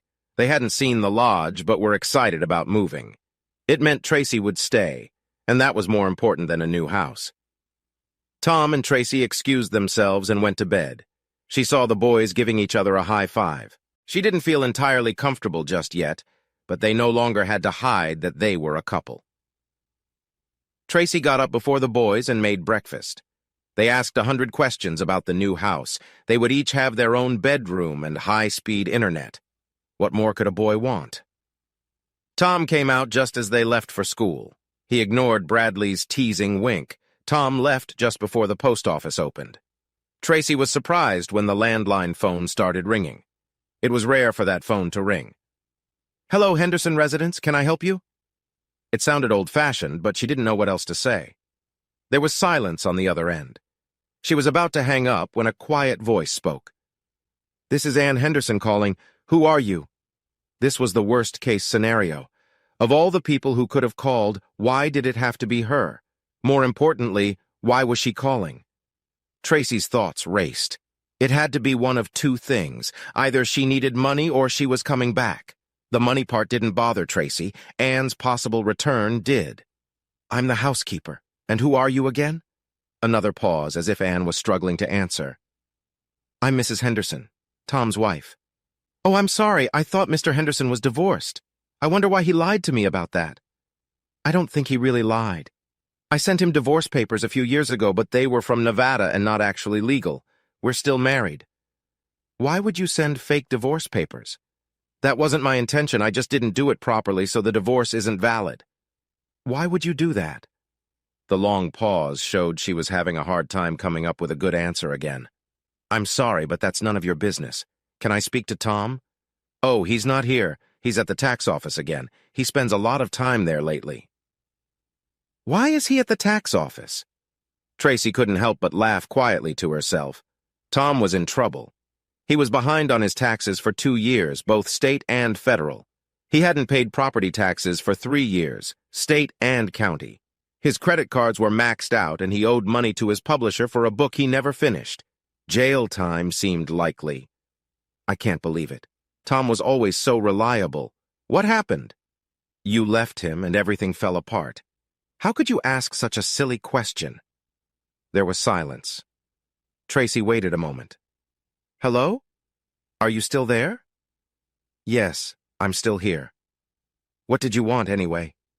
Maybe I can help? I have a small problem. I was hoping he could send me money for a plane ticket to come home. Can't your boyfriend help you? There was no answer. What do you mean by home? A short pause. I don't want to talk to you anymore. I'll call back when Tom is there. The timing of the phone call was too coincidental, and it bothered her. Tracy waited on the porch for Tom to come back from town. She told him about the call from Anne. He didn't say anything. A few minutes later, Tom called the phone company and canceled the landline service. He unplugged the phone and threw it into the closet. He asked her not to mention the call to the boys. Then he went outside to split wood. Tracy felt frustrated. Just when she thought things were getting better, one phone call messed it all up. Why did Anne choose now to call? It only took her about 10 minutes to find the divorce papers in Tom's file cabinet. She knew she shouldn't be looking through his private things, but she felt this needed to be dealt with. 10 minutes later, she was on her way to see Sarah on her bike. Tom saw her leave but didn't try to stop her. She was gone less than an hour. When she got back, she stopped and looked at Tom from the porch before going inside. She was determined not to let Anne get him back. Tom stopped splitting wood when Tracy called him for lunch. The hot sandwich and beer seemed to calm him down. They didn't talk until the meal was over. I need a new story to illustrate. You said you had several ready. Can you get one for me so I can start? Let me take a shower first, then I'll handle it. By the way, will we need firewood at the new place? The lodge has an oil furnace. We only need wood for the fireplace, not for heating. Tom paused for a moment and finished his beer. I think I want to sell most of the wood behind the house. People have asked about it. I don't think I want to split wood ever again. Tracy watched as he walked towards the shower. Maybe the call from Anne wasn't a bad thing after all. 3 days later, things were going well. Tanner and Sarah went to San Francisco and were staying at Tracy's place until they found their own. Tom had sold all the firewood. The buyer even moved and stacked 2 loads at the lodge. Tom left all the furniture at the cabin since the lodge was fully furnished. The boys had to switch schools, but they didn't mind much. In less than a week, Tom had the cabin rented for a year. Tom's publisher was thrilled with his recent book and Tracy's illustrations. She couldn't finish the new pictures because of the move, but promised Tom she would have them done within a week. Tom was already working on a new book. Things were looking good. The next Saturday was for a road trip. They all headed to the city. Tanner said it was safe to return. The bike was on the trailer, so Tracy could return it to Tiny and settle things. Her other bike would come back with them. Tracy let Bradley drive the RX-7 back to the lodge, but only if she was in the passenger seat. Greg was upset about being left out, but she promised to make it up to him later. Tom and the boys were impressed by the condo. Tom realized there was more to Tracy than he thought. He was afraid to ask about it, though. The trip wasn't just for fun. While Tanner and Tracy talked business, Sarah took Tom and the boys to Japantown for lunch. They enjoyed picking sushi from the little boats floating by. Tom didn't enjoy it much because he worried about the prices. He relaxed when Sarah told him it was Tanner's treat. Uncle Tanner's sudden appearance at the company caused chaos. Darian Tremble was fired and escorted out by marshals. The rest of the group, except for Todd and Andrea, were given until the end of the day to clear their desks. Andrea had a list of replacements for Tanner to interview on Monday. Tracy was relieved that Andrea wasn't part of the trouble. Tanner also told Tracy that he and Sarah weren't coming back to Rough and Ready, and the lodge was now hers, free and clear. Sarah secretly handed Tracy a package. By 3 o'clock, the Henderson family and Tracy were ready to head back. Tracy prayed as Bradley pulled out with the car. Tom followed with the trailer. Tracy smiled at the situation and decided to give Bradley a break. She quickly called Tom and told him to meet them at the pit. Okay, Bradley, go for it. If you get a ticket, you're paying. The car moved away from the Jeep so quietly you could barely hear it. She usually didn't let Bradley drive like this. But today she was in a good mood. Tracy let him drive the RX-7 fast until they were about 10 miles from Sacramento. By the time they got to the pit, Bradley was driving normally again. 20 minutes later, Tom and Greg arrived. Tom gave Tracy a small frown, but then smiled as they walked in for an early supper. The next 3 weeks felt like a dream. Tom's new book was going well, and Tracy was getting better at drawing.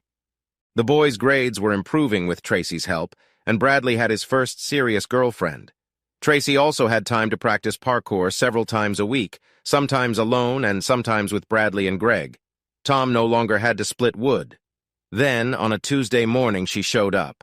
"Hi, my name is Ann Henderson. I understand Tom lives here now. I went to his old place first." She was about 5 feet 2 inches tall. Her hair was shoulder length and a messy blonde. She looked like she needed grooming and makeup. "Tom's not here right now, Mrs. Henderson. Can I help you with something? And who are you?" "I'm the housekeeper. I think we have spoken before." Tracy didn't invite her in. They stood on the porch waiting for the other to speak. "Will he be back soon?" "He's in Sacramento. He'll be back after 3. "Are the boys here?" "They're at school.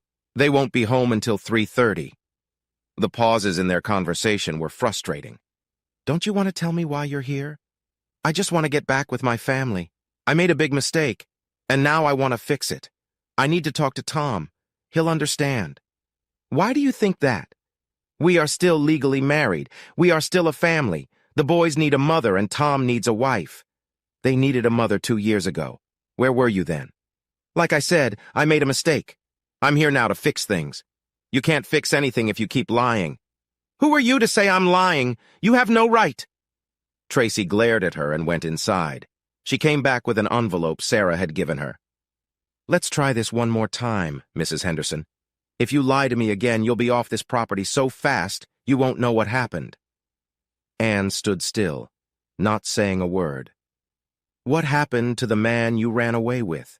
Where is he now, and why aren't you with him?" Anne tried to stand tall before answering. "He was moved to Thailand and didn't take me with him. He left me in Baltimore with no money and no job. I didn't know what to do." "So you decided to come back to the man you left and lie to him?" "I made a mistake when I left. He will take me back. He has to." Tracy pulled a document from the envelope. "Do you see this report? It's from the Washoe County Courthouse in Nevada. It says your divorce from Tom Henderson is legal. You are no longer married to him. It's over. Do you understand?" Anne hung her head. She nodded quietly. "You lied about working in Baltimore too, didn't you?" Anne just looked at Tracy, not saying anything. Tracy took out the paper showing Anne had been arrested for solicitation. She wanted to throw it in Anne's face but couldn't do it. She could see Anne was hurting and guessed she'd turn to that only as a last resort.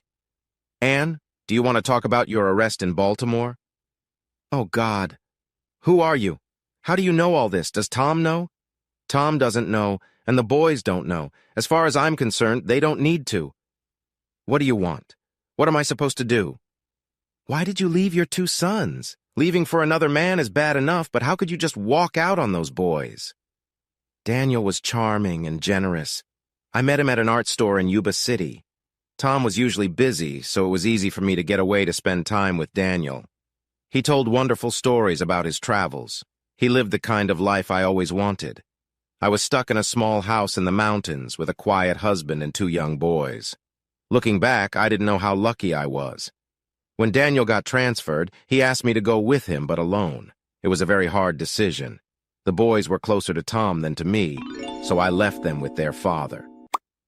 I stayed with Daniel for 2 years until he was moved to Thailand. Our parting wasn't friendly.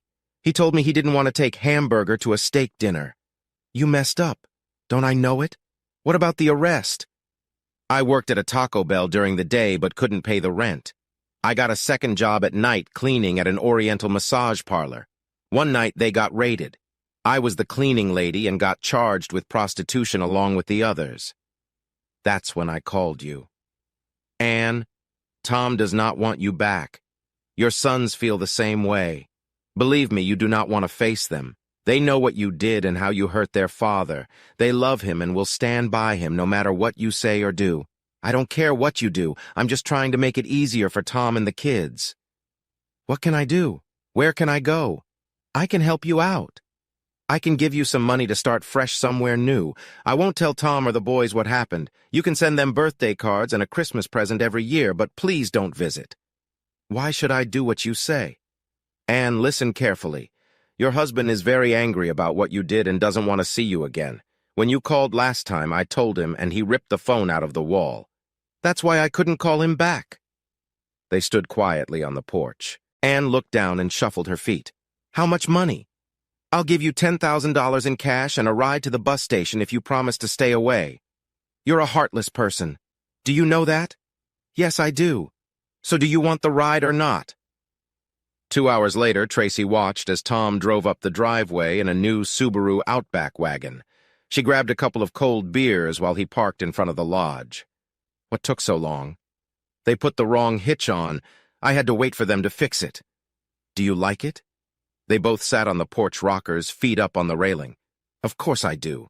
What's not to like? He opened his beer and smiled at his benefactor. Your wife was here today. Is she coming back? Tom asked, taking a big sip of his beer. I don't think so. Good. The silence that followed felt like a sigh of relief. Tom, did you read the papers in that folder Sarah gave me? He finished his beer and crushed the can. Yes, I did. Tracy stood up and took the empty can from his hand. We have time for a quick shower before the boys get home from school. Want to join me? Tom smiled and took her hand as they walked into the lodge. Life has days where nothing seems to go right. You know the ones. You wake up, realize you overslept, rush out the door, and the day just keeps getting worse. My day started like that, then got much worse. Jillian and I had been married for almost 5 years. We met at a friend's barbecue and hit it off. Jillian had just ended a long-term relationship, and friends thought I might be a good match for her. At first, I was cautious. I didn't want to be a rebound. But over the months, we grew close. After 6 months, I asked her out. 2 years later, I proposed, and she said yes.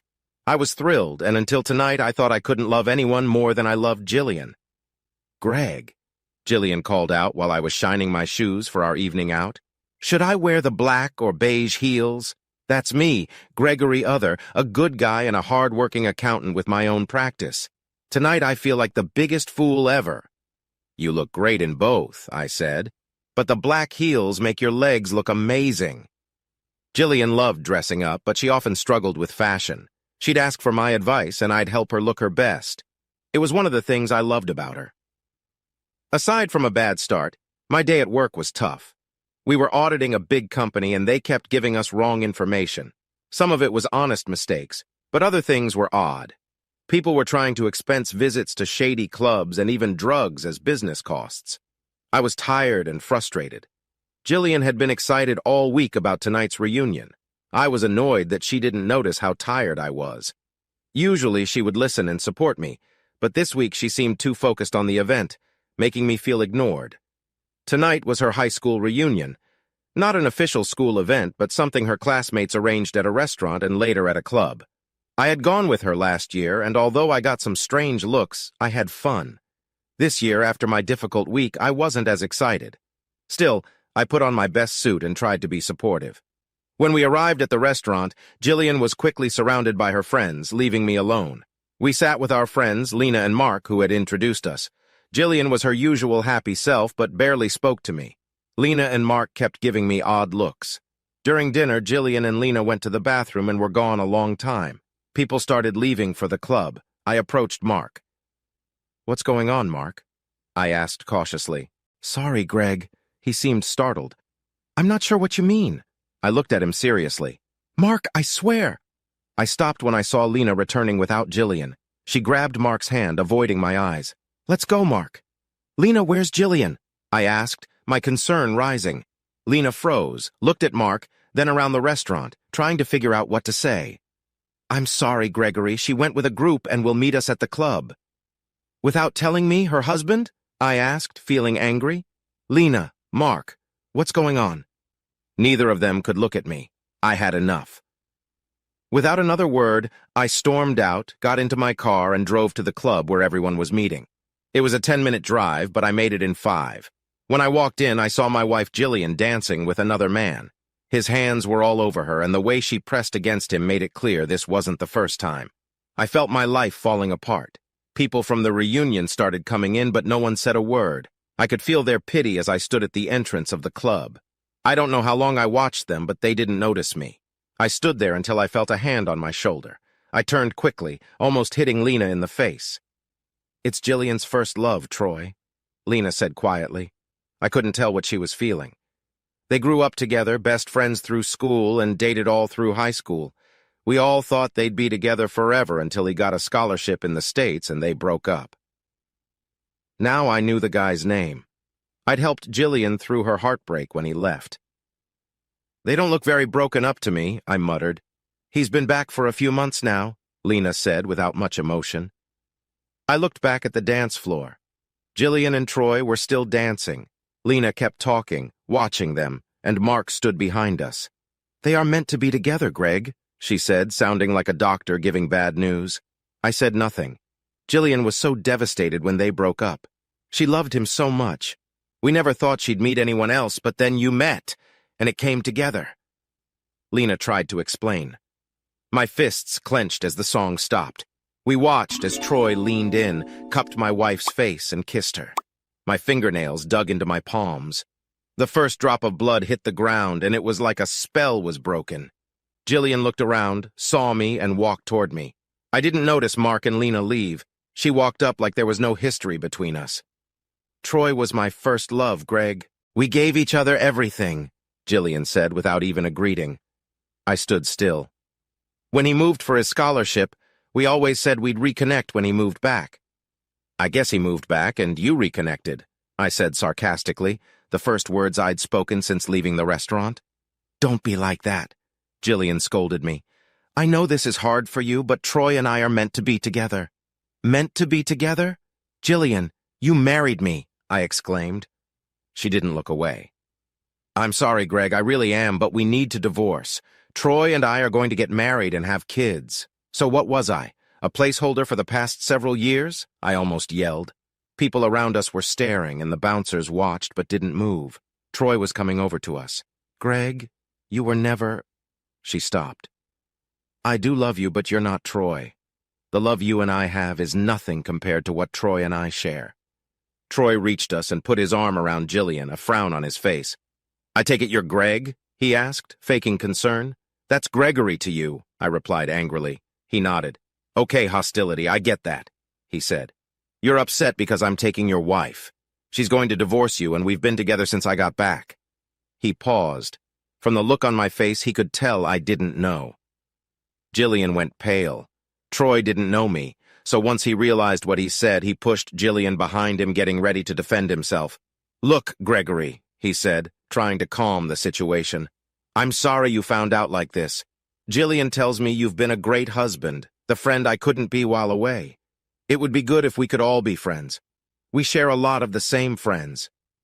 "Not for long," I said, looking at Jillian for a moment, then back to Troy.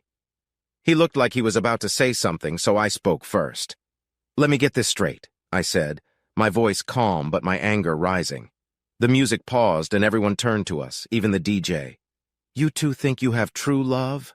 Are together through school? Then you break up because Troy moves away. While Jillian is heartbroken, she meets me, falls in love, and we get married. We're happy for several years." They nodded cautiously, the room silent. "Then true love strikes again when Romeo comes back, and you two start seeing each other behind my back." Everybody knew. You could tell by the looks people gave me all night. Then, it all led up to this moment, my best friend breaking my heart in front of everyone. "Greg, it wasn't meant to be," Jillian began. "Meant to be what?" I shouted. No one moved. "All week you've been acting happy but ignoring me. You made me come tonight even though my week was tough. Then you left me the moment we got here. You disrespected me in front of our friends, and then I had to find you here, kissing him." "Hey!" Troy tried to speak, but I glared at him. "Don't say a word, Romeo," I growled. "Your true love has shown she doesn't care about loyalty. You say you've been together for months because it's real love? Go away." "Listen, Greg," Troy said, trying to calm things down. "I get it. Emotions are high. But Jillian and I are meant to be together. We're sorry you found out like this, but she loves me and we're going to marry. Naturally, you and she need to divorce." "Naturally," I replied without emotion. "Greg," Jillian said, "I'm sorry, but we thought it was best to do it this way, like ripping off a Band-Aid. It hurts, but it's best." She paused to see my reaction. She had been my wife and best friend for years, and I was always open with her. She wasn't used to seeing me like this. "It's Gregory, not Greg," I replied. She swallowed hard. Gregory," she said. "I know it hurts now, but it's for the best. We're young. You'll find someone else." My eye twitched. She looked even more nervous. The room stayed silent. Troy must have noticed because he cleared his throat. Gregory, this is a lot to take. I think it's best if you leave. Everyone here knows Jillian and I are meant to be together. You'd just be in the way." I smiled. Half the room looked puzzled. "On that, we agree." He smiled back, thinking I understood. "Good. Now it's all out in the open. Jillian and I will stay away from your place over the weekend so you can move out." "Move out?" I asked, tilting my head. Troy swallowed. "Well, it's Jillian's house, too." "I see," I said, narrowing my eyes. "Greg, Ori," my soon-to-be ex-wife said, tripping over my full name. "We thought it'd be easier for you to move. The house is great for Troy and me to start a family. It's too big for you alone, so we'll sort something out." "I see," I said again, my last word sounding like a hiss. For a moment, no one spoke. The DJ must have thought it was a good time to start the music if there wasn't going to be a fight. As the music began, no one danced. Everyone stayed focused on us. Troy spoke loudly over the music. "I'm sorry, Gregory, but that's how it is. No hard feelings." He stuck out his hand. I looked at his hand, then into his eyes. The look made him pull back his hand quickly. If he could see inside my mind, he'd see me imagining cutting off that hand and putting it somewhere painful. I decided it was time to go, so I turned and walked out. No one stopped me. The two bouncers at the door stood aside.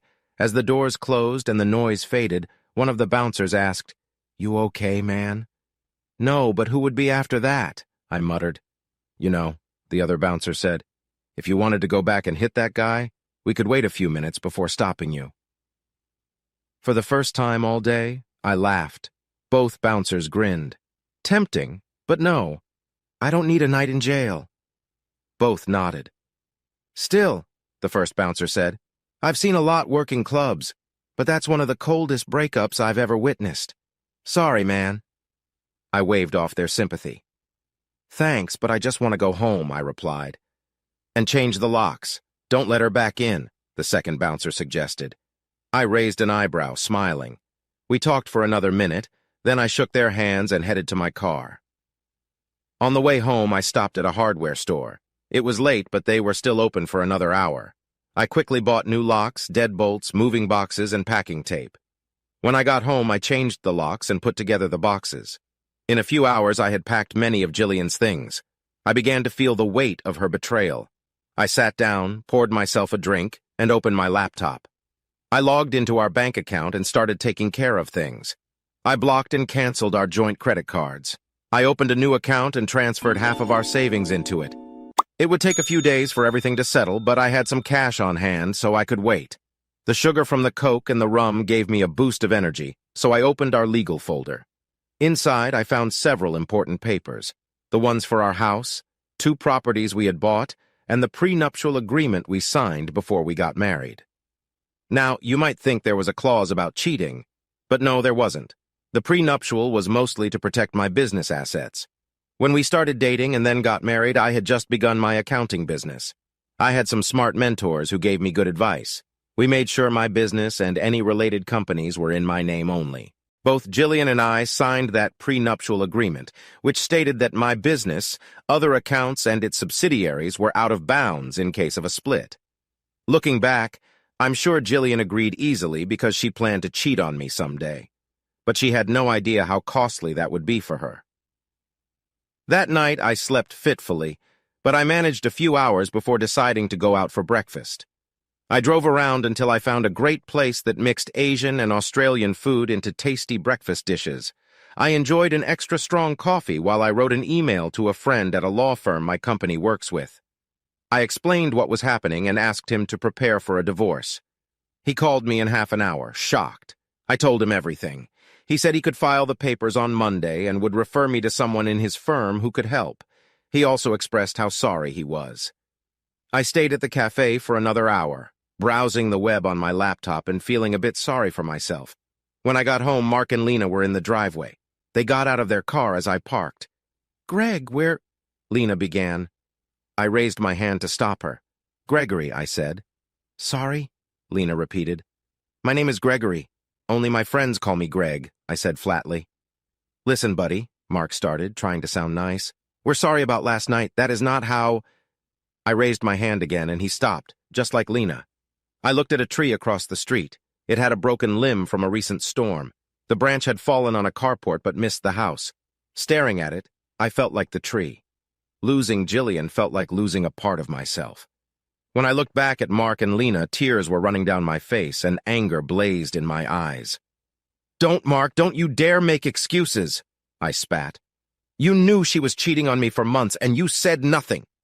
"But Gregory, it's true," Lena started to say. "Love."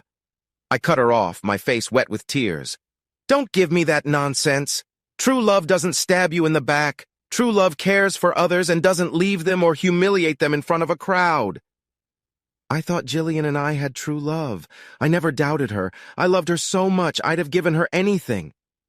"I know," Lena said, tears forming in her eyes. "But Jillian and Troy—" "Stop!" I yelled, the rage boiling over. My tears stopped.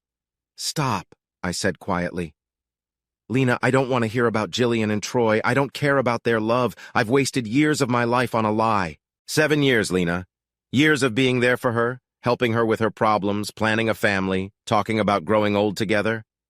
I was only ever a backup plan. Why does Troy get to come back and take what I worked so hard for? They looked at me, clueless. I continued, the pain spilling out. He gets the woman I supported when he left her. He gets all her friends who betrayed me. At least on that last point, they looked ashamed. "Well, forget it," I yelled.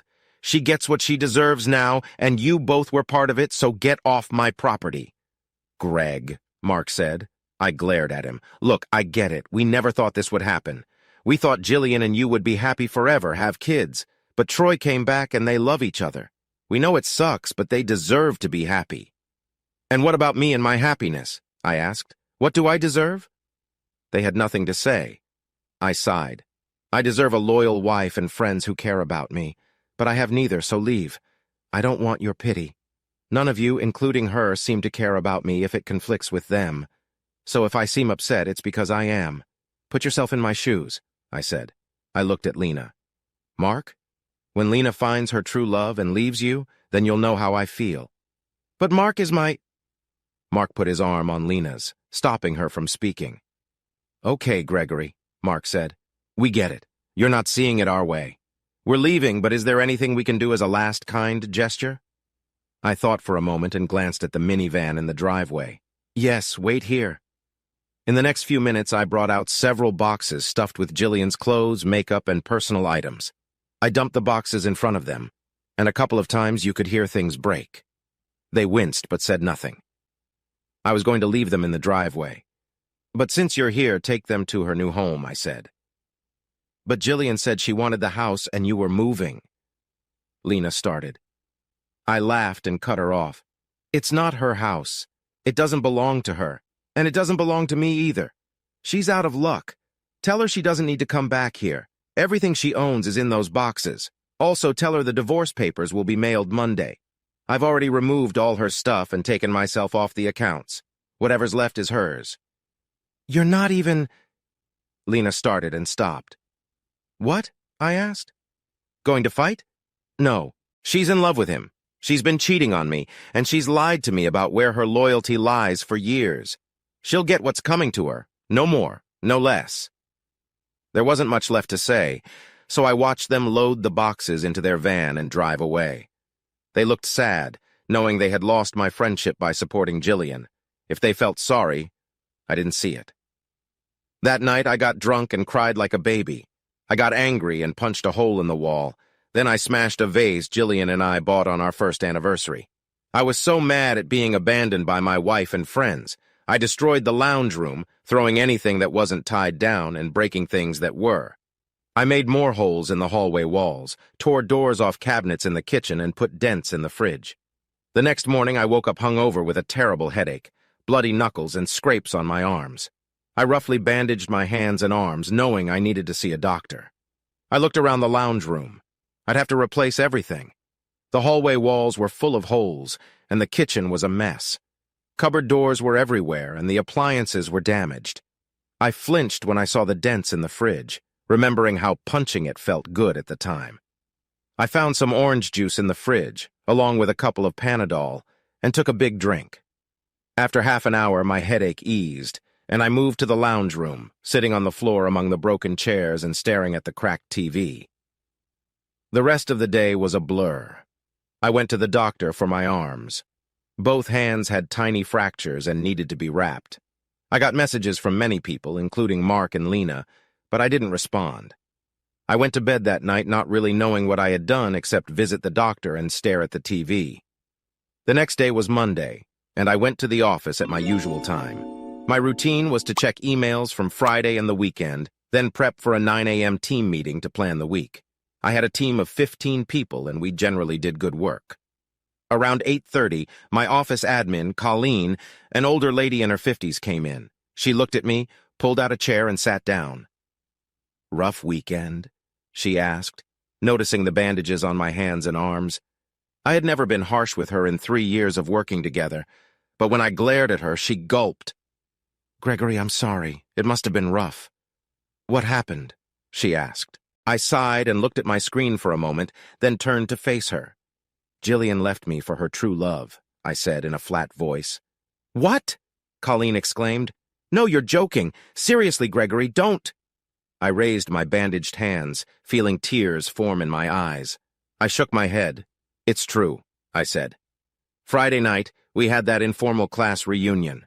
It felt like everyone knew it was going to happen, including Mark and Lena.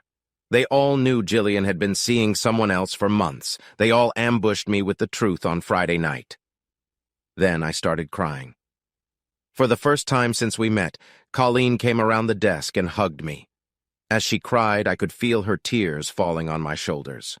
I told her about Saturday, how I got drunk and lost control. I broke most of the furniture in the house and punched holes in the walls. I told her how I went to the doctor the next day to get my hands bandaged, dealing with a terrible hangover.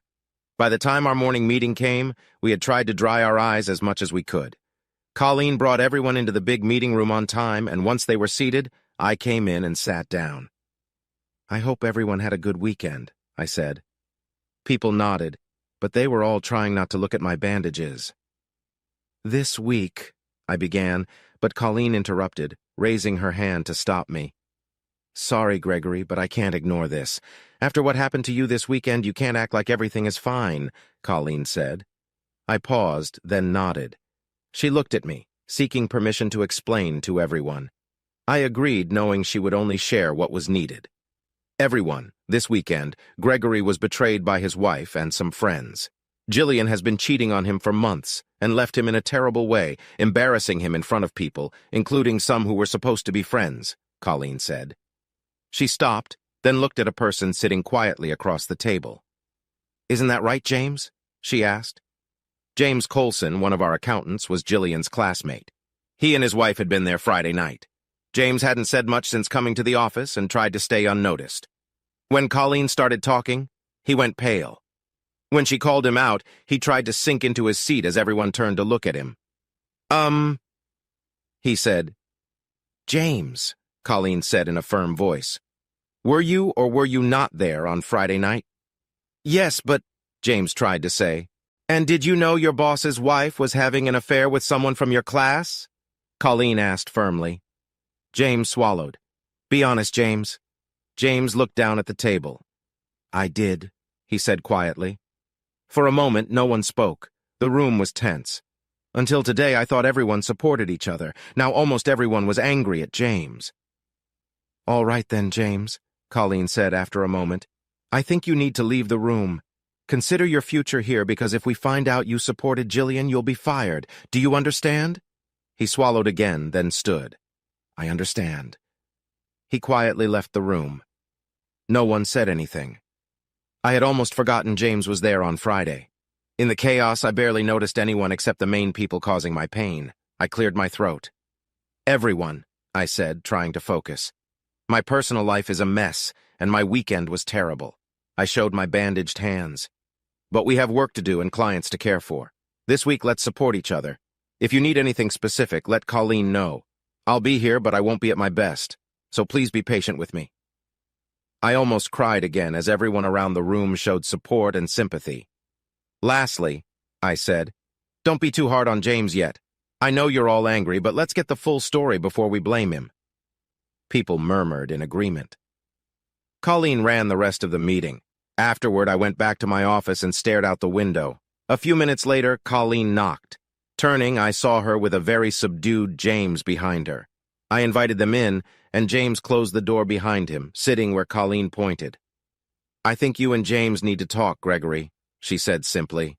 I nodded, sitting down as James sat on the other side of my desk. I kept staring out the window, my mind full of thoughts. It wasn't even 10 in the morning, and I felt like I needed a drink.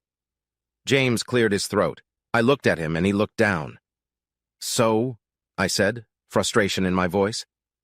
"Gregory, He stopped, then laughed a little. "Is something funny?" Colleen asked, her professional manner tinged with anger.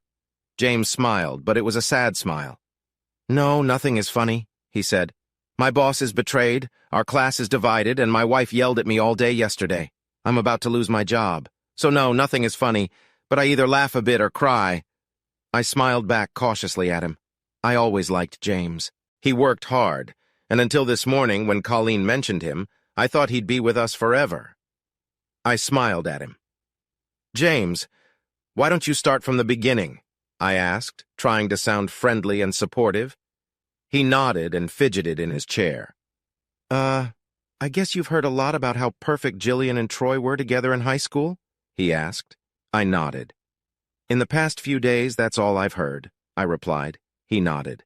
"In high school, I was always the math geek. I wasn't bullied, but I wasn't popular either. But everyone watched Jillian and Troy. They were like the king and queen of our year." James looked at me for a reaction. Seeing none, he went on. "When our final year was ending and university placements were coming out, we all thought they'd be going together. But the whole school was shocked when Troy said he'd be going overseas without Jillian." He paused again. I nodded, knowing some of this story, and motioned for him to continue. "Well, they broke up the week before school finished. Troy went to a few parties, but Jillian didn't. During the break before university, I saw Jillian twice. She looked sad and withdrawn. Then a few months later, I heard Troy was enjoying life in the States. He had a full scholarship thanks to his family, and the gossip was that he already had a new girlfriend." I nodded again. Jillian had told me about this while we were getting to know each other. She cried a few times about how much it hurt that Troy left her and found another girl. After one of these talks, Jillian and I shared our first kiss, and I asked her out. After that, Troy became a distant memory for Jillian. That is, until recently, James continued, pulling me out of my thoughts. "Well, I went to university too, got my degree, met and married Sherry, and felt lucky to get a job here." His smile was a little sad. "I was surprised when I learned you had married Jillian," James admitted. "Honestly, I was happy to see how happy she was with you. Troy leaving hurt her so much. Seeing her with a good man who helped her get back on her feet made me glad." For a moment, James seemed lost in thought, so I jumped in. "So when did you find out about Troy and Jillian's affair?" I asked, surprised at the calm in my voice. James seemed surprised too as he looked at me funny, probably expecting anger. "About an hour before you and Jillian arrived for dinner," he said quietly. "A few classmates were talking. I heard something about Jillian leaving you for Troy that evening. My surprise was obvious to everyone." I gave James a questioning look. He sighed. Until the dinner, only a few people knew anything. But everyone in the class got told that Jillian and Troy were meant to be together. Mark and Lena pulled Sherry and me aside, telling us it was happening. And while they felt sorry for you, Jillian had made her choice and you just weren't part of her future. I started to argue, and that's when Mark reminded me that I worked for you. He made it clear that if I said anything to you, it would be bad for me. He said Sherry and I should leave if I couldn't keep quiet. I looked at James. He was really hurting as he remembered the conversation. I could see him blushing and noticed his eyes were wet. "I'm sorry, Gregory. We couldn't stay for dinner. Sherry wanted us to. She wanted to be there for you. But Mark and a couple of the guys basically walked us out, telling us to stay away." James, I started to say, feeling bad for him. He held up his hand to stop me. Sorry, Gregory, I need to finish. I promised Sherry. I nodded again. I was stunned, he continued. I had just been kicked out of my class reunion because my boss's wife was about to betray him and I was a loose end. Though angry, Sherry and I didn't know what to do, so we went straight to the club. We both agreed we wanted to be there for you. What happened? I asked, tilting my head. I didn't see you there? We were there, but by the time you arrived, we were at the back. A couple of guys blocked us from getting to you until Jillian told you. When you left, they let us go after a few minutes. Sherry and I ran after you, but by the time we got outside, you were gone. I think we stood outside the club for about half an hour, stunned and not sure what to do. In the end, Sherry convinced me to go back inside and see what was happening. James paused, looking at me to gauge how much more to tell me. I nodded for him to go on, and he swallowed hard. When Sherry and I went back in, we were basically nobodies to just over half the class. The other half was disgusted, and once they knew I worked for you, they kind of surrounded us and didn't let anyone near us for the rest of the night. And I started but couldn't finish. They danced and drank like nothing was wrong, James told me, even though his mouth was dry. I'm sorry, Gregory, but they acted like you were nothing. The bits of conversation we heard told us this had been planned for months. It was worse when we found out Jillian and Troy were planning to get married as soon as they could. James looked at the floor then. He held his hands tightly in his lap. Last night at home, Sherry and I didn't sleep well. We argued about everything, even though we both were upset by Jillian and Troy's actions, James said. This brings us to this morning and this, he continued, pulling out a piece of paper from his notebook and placing it on the table. What's this? I asked, picking up the paper and reading it quickly. My resignation, he said, sounding defeated. I saw it was signed and dated from yesterday. James, I began. No, Gregory, he cut me off. What they did to you was wrong, and I couldn't help, even though you've been a great boss and friend. You deserve better. Sherry and I think it's best if I resign, so you don't have to see me and remember Friday night? We sat in silence for a moment. I looked at his resignation and let out a short bark of laughter, the first time I felt something other than sadness and anger. Colleen and James looked at me. I pinched the paper in the middle and tore it in two. Your resignation is rejected, I said. Behind us, I saw Colleen smile. James looked shocked. But Gregory, what? Why? He stammered. James, my friends call me Greg. And with what you just told me, I want you to think of me as a friend. You tried to help and warn me, but you couldn't. They were ready for it. But you care about me, and that's what matters. If that's not a friend, nothing is. James, I'm deeply hurt, I explained. I'm both sad and angry, but I can see you're hurt too. James nodded. Sherry and I thought it was best. I know, I replied, and that's why I want you and Sherry to stay with us. For the next half hour, we talked. In the end, Colleen, James, and I walked out of my office and called everyone back into the meeting room. I explained how James was just as surprised as I was and was kicked out because of the two cheaters. As I laid it out and told everyone what we should do, any bad feelings towards James disappeared. By the time we left the room, there were some secret smiles on people's faces. For the rest of the week, I spent most of my time in the office. Besides advising my staff, I mostly worked on my divorce. I didn't end up mailing the papers. I had Jillian served at work instead. Though cheating isn't a deciding factor in Australian divorces, I made sure my lawyers included a clear statement about her cheating in the documents. After she got the papers, Jillian called and texted me a few times. I didn't delete them, but ignored them. I assumed they'd be angry, so I let them pile up. I kept myself busy with bank accounts, asset listings, canceling cards, and insurance stuff. My team made sure all my legal documents were up to date so Jillian couldn't touch anything. Colleen dropped by my place on Tuesday with a meal and was shocked at the mess in my house. She cried as she walked through the rooms, leaving a trail that Hansel and Gretel could have followed. On Wednesday morning, Colleen called my insurance agency and started arranging an assessment of the damage.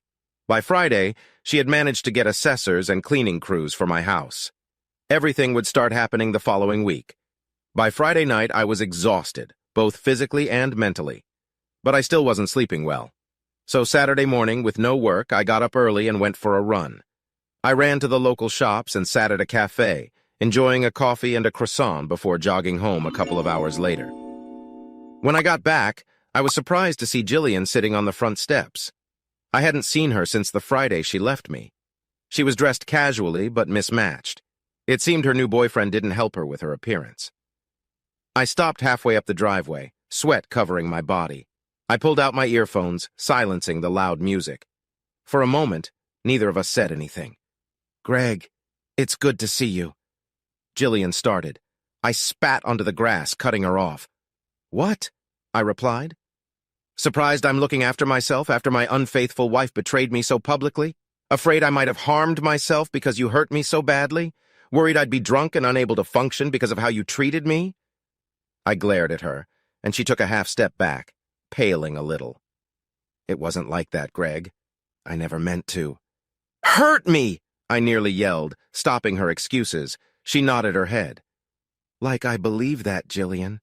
You planned everything to tell me you were leaving in front of people I thought were friends. You aimed to destroy me," I said. She looked at her feet.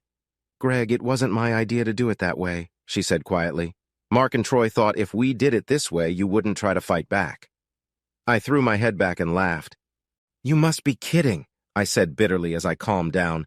"After knowing each other for years, nearly being married for 5 years, you thought if I found out you were cheating on me or leaving me, I would fight for you?" Jillian blushed. "But, no buts," I snapped at her. "You lost any right to my care or defense the moment you betrayed me. It took me some time to find out, but now that it's clear, you can leave." "Greg, you can't talk to me like that. I'm still your wife," Jillian retorted angrily. "Ha!" I said, walking up the drive and past her to the front door. I pulled out my keys and unlocked the door. As I walked in, Jillian tried to follow until I stopped her with a raised hand. "You're not welcome in," I told her bluntly.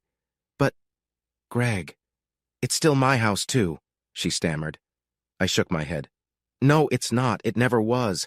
The house belongs to the trust, and my wage paid the rent each month to the trust." She looked confused.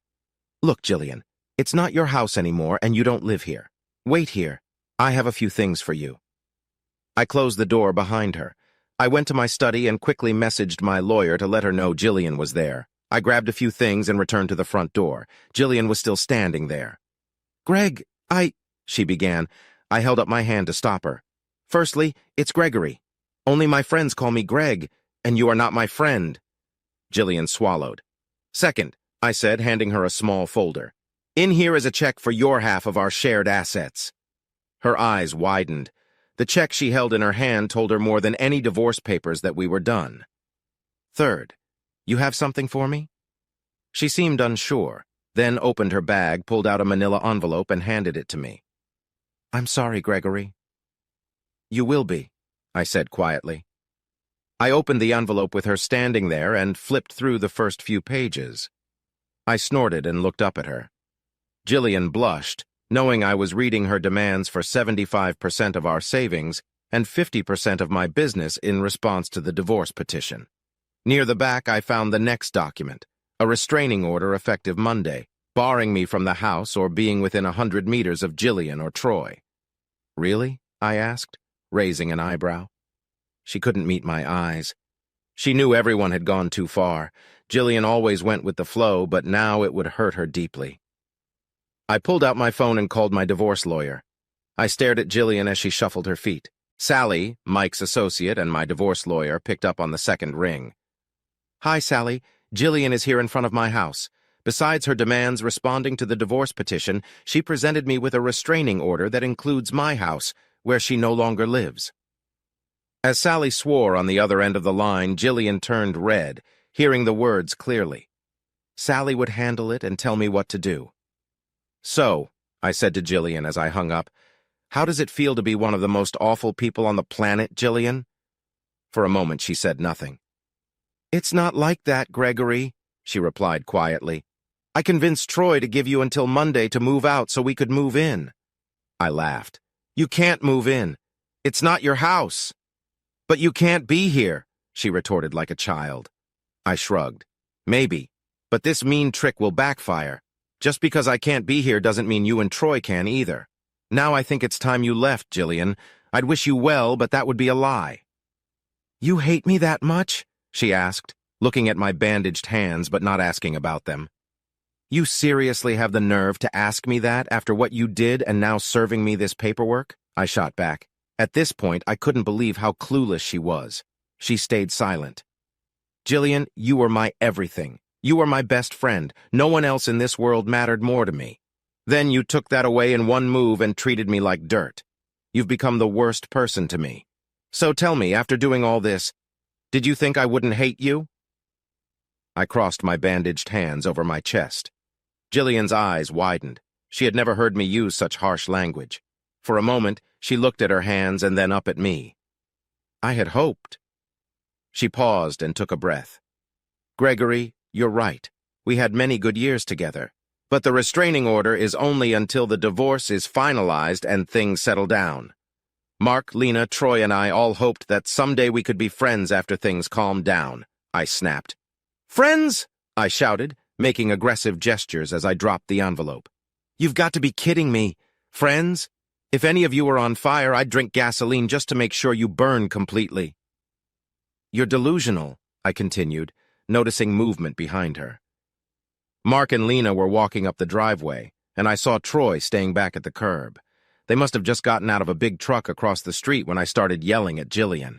Oh, look, here come our friends now, I hissed. Greg, Mark said, coming closer. Calm down, man. You don't need to. Get lost, I shot back. We're not friends, not even close. Your betrayal is almost as bad as hers, so don't think you can say anything to help. I glared at the couple who had set Jillian and me up, causing our relationship to fall apart. Both of you are as guilty as she is, I said, pointing at Troy, who just stood at the curb. He didn't even have the guts to come up and defend her. Greg, Lena said firmly. I turned my glare toward her. Don't you dare, Lena. You helped my wife cheat on me. Both of you did, I said, now pointing at Mark and Lena. You set up that scene in the club to embarrass me to the max. They paused. Lena started to speak, but I cut her off. And don't start with that true love nonsense. You tried that before. You both pushed me to date and marry her, and then you betrayed me so easily. If that's what you think love is, then there's no hope for anyone. They looked shocked as I yelled. Then something clicked in my mind. Lena, does Mark forgive you when you come home smelling like perfume after being at the club all night? I smiled, my tone now mocking. Lena looked shocked and then turned to Mark. Baby, that's not true, Mark started to say. I laughed and they all stared at me.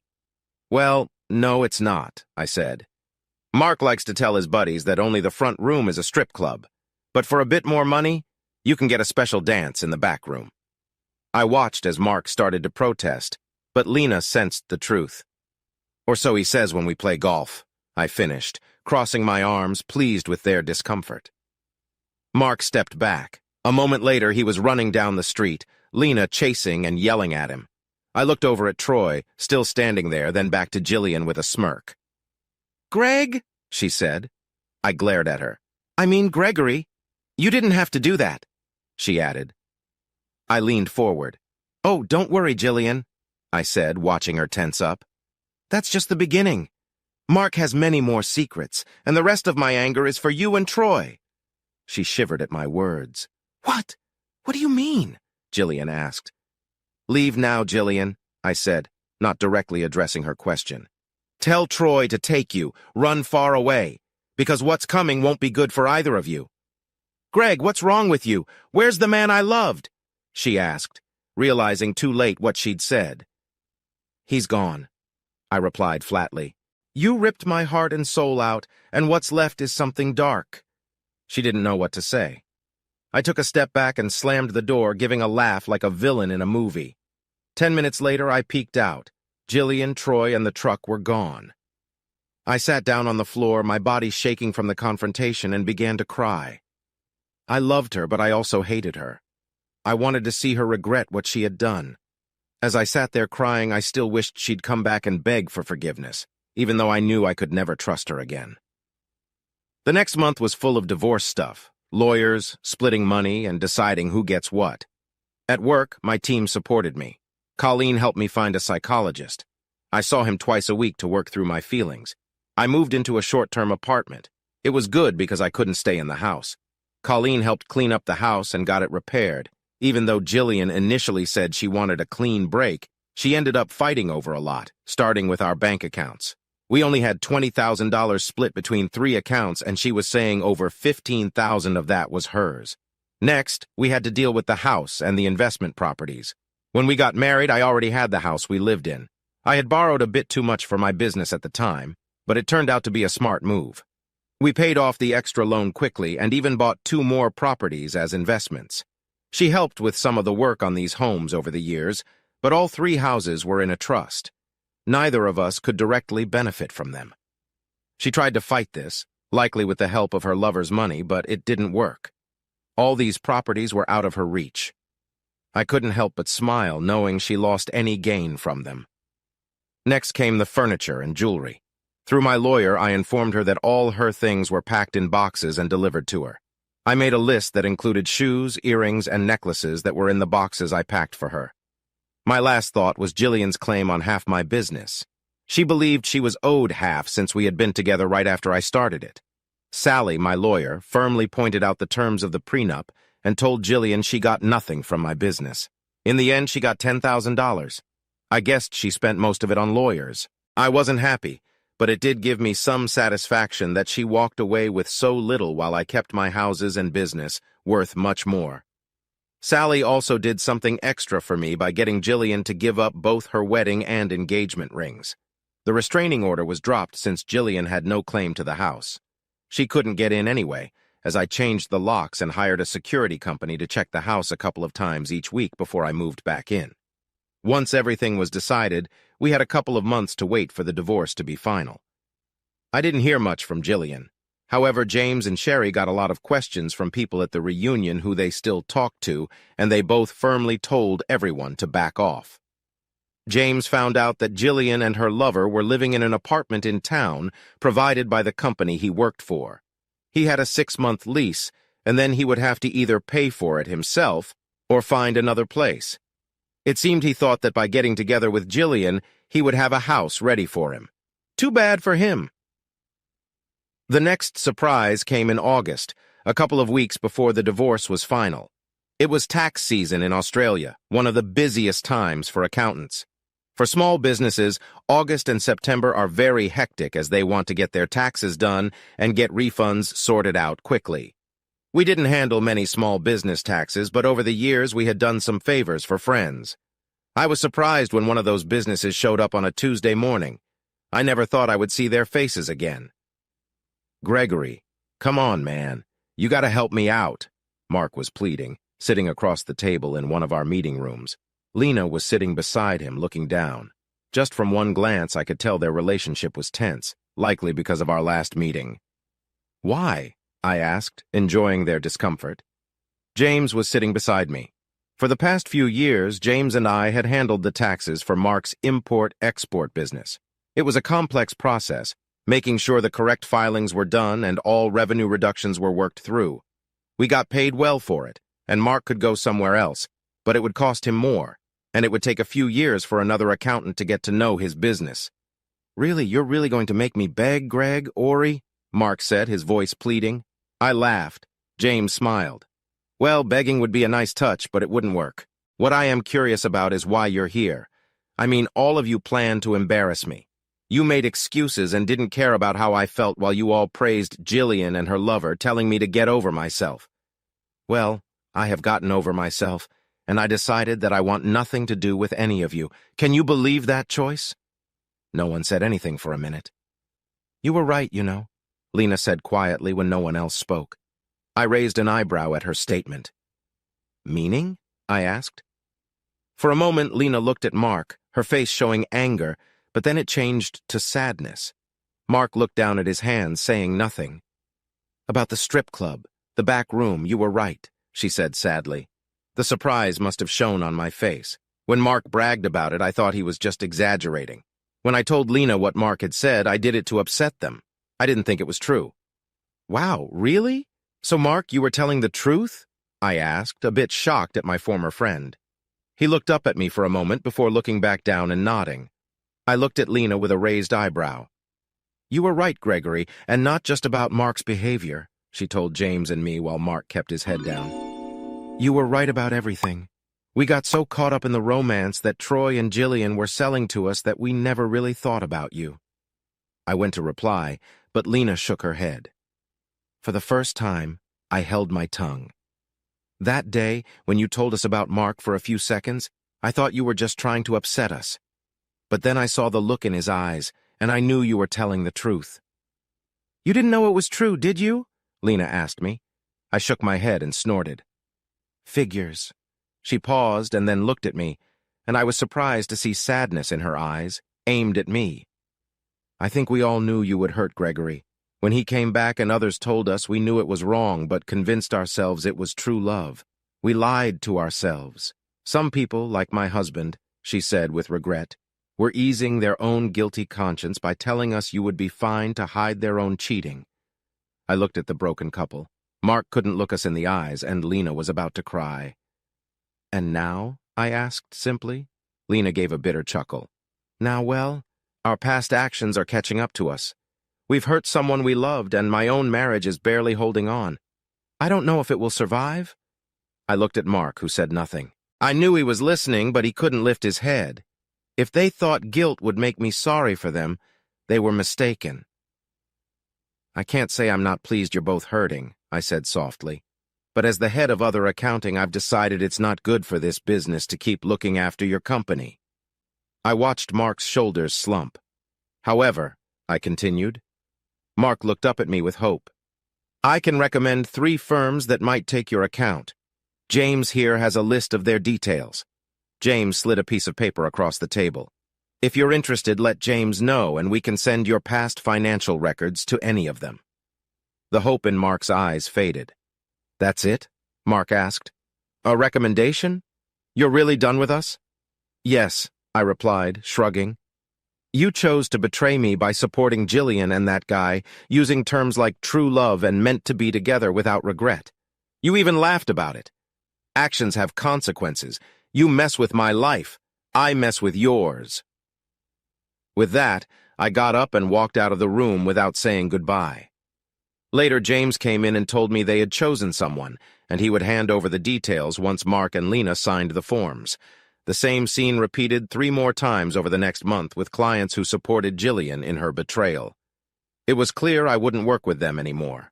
Unexpectedly, although I lost 4 clients, I gained another 6. These were people who didn't support what happened and wanted to help me. Other accounting didn't need the extra work, but I didn't say no. August turned into September, and the final divorce papers came through. By then, I had moved back into my remodeled house. My arms were fully healed and no longer itching. I missed looking tough, but I didn't miss the itchy bandages. The day I got the paperwork, I missed a call from Jillian that I never returned. She had also sent a text. Goodbye, Gregory. I'm sorry. I didn't know how to feel. Did she regret what she had done? The pain of betrayal had eased a bit over the months since the incident at the club. I was still angry and upset, but I had a logical mind. If Jillian could so easily have an affair and leave me, then she wasn't right for me. That weekend, Colleen and several colleagues from work came to my place uninvited for a friends and family barbecue. I was surprised, but I must have hugged over 24 people that Saturday afternoon. I only got to meet about 1/3 of the people there. All afternoon, I was never alone. Someone was always there, be it Colleen, James, Sherry, or a dozen other staff. At one point, I was sitting with a drink while James manned the barbecue. Sherry sat with me, and I almost cried watching a group of kids play touch football in my backyard. Jillian and I had talked about having kids for years, and watching the kids hit me hard. I felt a soft kiss on my cheek and gave Sherry a surprised look as she sat back down beside me. She held my hand and touched my cheek. I understand, Greg, but there will be life again. Don't close yourself off. This afternoon, you have many people here to support you. Friends, colleagues, family, everyone knows we are here for you. It wasn't fair what they did. They hurt James and me too, but that was only a side effect. We need you to know we are here for you. Sherry hugged me for a few minutes as I cried. Then I felt a hand on my shoulder, and James was there, looking kind. This was followed by a hug from Colleen and several other staff. I felt eyes on me, or soft touches letting me know I had support.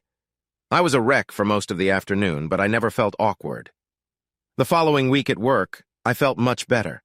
Staff noticed me smiling and even joking, something I hadn't done for a long time. During the weekly staff meeting, I thanked everyone for coming and helping, especially James, Colleen, and Sherry. Sherry had shown me there is life after betrayal.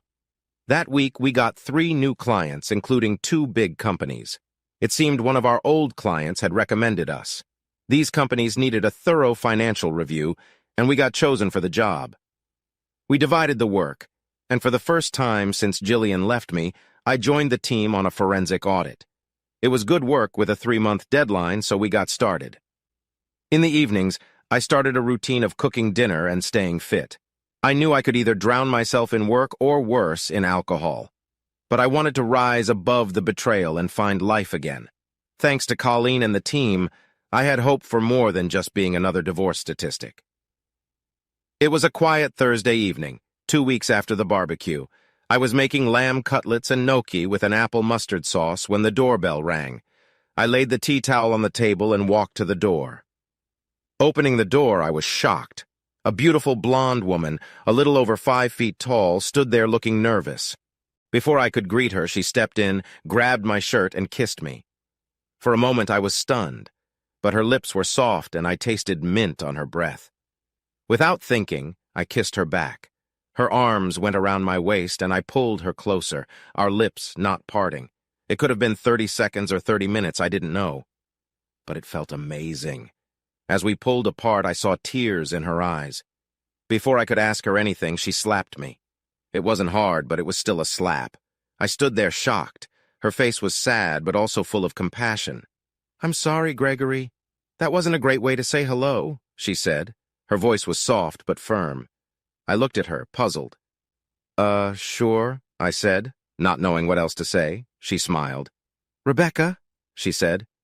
"Rebecca," I repeated. We stood there in silence for a moment.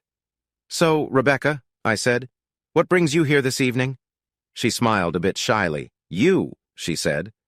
"I suppose your greeting made that clear, but why are you here to see me?" I asked, a slight smile forming on my lips. "Because you need me to be here," she replied, smiling too. "Really?" I asked.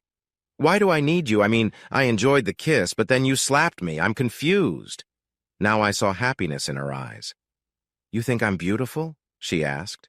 I nodded. "Yes, and gorgeous." Her smile widened, and I felt drawn to her even more. "Thank you, Gregory," she said, blushing. She wore a dark blue sundress that contrasted with her blonde hair. Her high cheekbones, large blue eyes, and cute nose made her very attractive.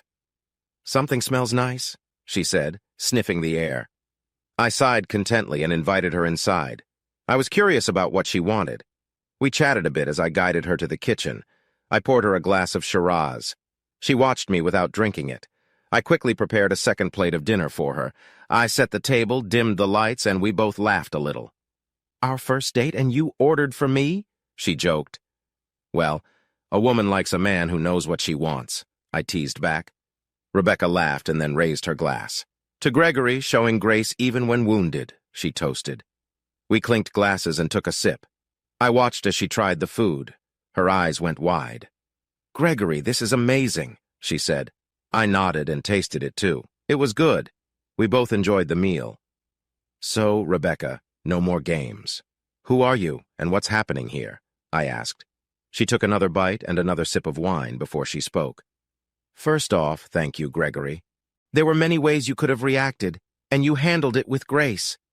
I was outside your door for almost 20 minutes before I knocked. I nodded and took a sip of my wine. We've met a few times before. I'm Colleen's niece." She paused, letting that sink in. Finally, I got it. "Oh, Rebecca, sorry, you look very different now," I said. She smiled, but it was a sad smile, an old pain behind it. I remembered Rebecca. She used to look so different. Back then, she was in a goth phase, following a boy Colleen said was trouble. When we first met, her hair was jet black. She had many piercings, and she wore a lot of pale makeup with dark clothes and boots. "I was going through a bad time," she said, still smiling. "It was right after I broke up with my boyfriend. I didn't know who I was and felt lost. Aunt Colleen brought me to the office after talking with my mom to give me a fresh start." I nodded, remembering. She came to the office a few times that month, always dressed in black. Her blonde hair was dyed black. She wore black lipstick and eyeliner and had lots of piercings. "He was cheating on me with 2 girls and a guy," she said, snapping me out of my thoughts. I nearly choked on my wine. "What?" I exclaimed. "Yeah," she said, looking down at her wine glass. "We were at a club high and went back to the guy's place. I went to the bathroom, and when I came back, he was with one of the girls and the guy." I looked at her, shocked. Even high, I freaked out. I'm loyal to one person. I understand bisexual attraction, but I'm not like that. "I don't do groups," she said, looking at me again. "Neither do I said. She seemed to relax a bit. "Anyway," Rebecca continued, "I ran out and went home crying for 3 days. After a week, Mom got me to go out with Aunt Colleen, and that's when she brought me to the office, and I met you." I smiled. "I remember meeting you," she said, smiling shyly. "Aunt Colleen introduced us, and you shook my hand. You didn't look at me like a sad goth girl who got betrayed. You didn't judge how I looked. Do you remember what you asked me?" I nodded. "I asked you what kind of coffee you wanted." Rebecca smiled. "Yes. Double-shot mocha with extra chocolate," we both said at the same time. We laughed. "You do remember," Rebecca beamed. I nodded and took another sip of wine. Her smile faded. "The slap was because I was at the barbecue the other day, and you didn't see me," she said, looking me in the eyes. "I'm sorry, Rebecca. It was a hard day," I said. She gave a small smile. "It's okay, Gregory. I knew you were having a tough day. I just imagined kissing you and slapping you because you didn't see me. I even hugged you and said everything would be all right, but I guess everyone was doing that and you don't remember much." I thought for a moment. I remembered someone with hands on my chest wearing dark blue jeans and a red blouse saying things would be fine. "You remember?" she asked. "A little," I said. "Red top, blue jeans?" Rebecca smiled and nodded. "I spoke to Aunt Colleen and asked about you." Rebecca blushed a bit. "She knows I have a crush on you, and I think she saw me hug you at the barbecue. She encouraged me to talk to you." I chuckled. "Did you plan to kiss me?" "No." Rebecca blushed more. "I wasn't sure if I could do it, but when you opened the door, I just went for it." I reached out and held her hand. "I'm glad you did.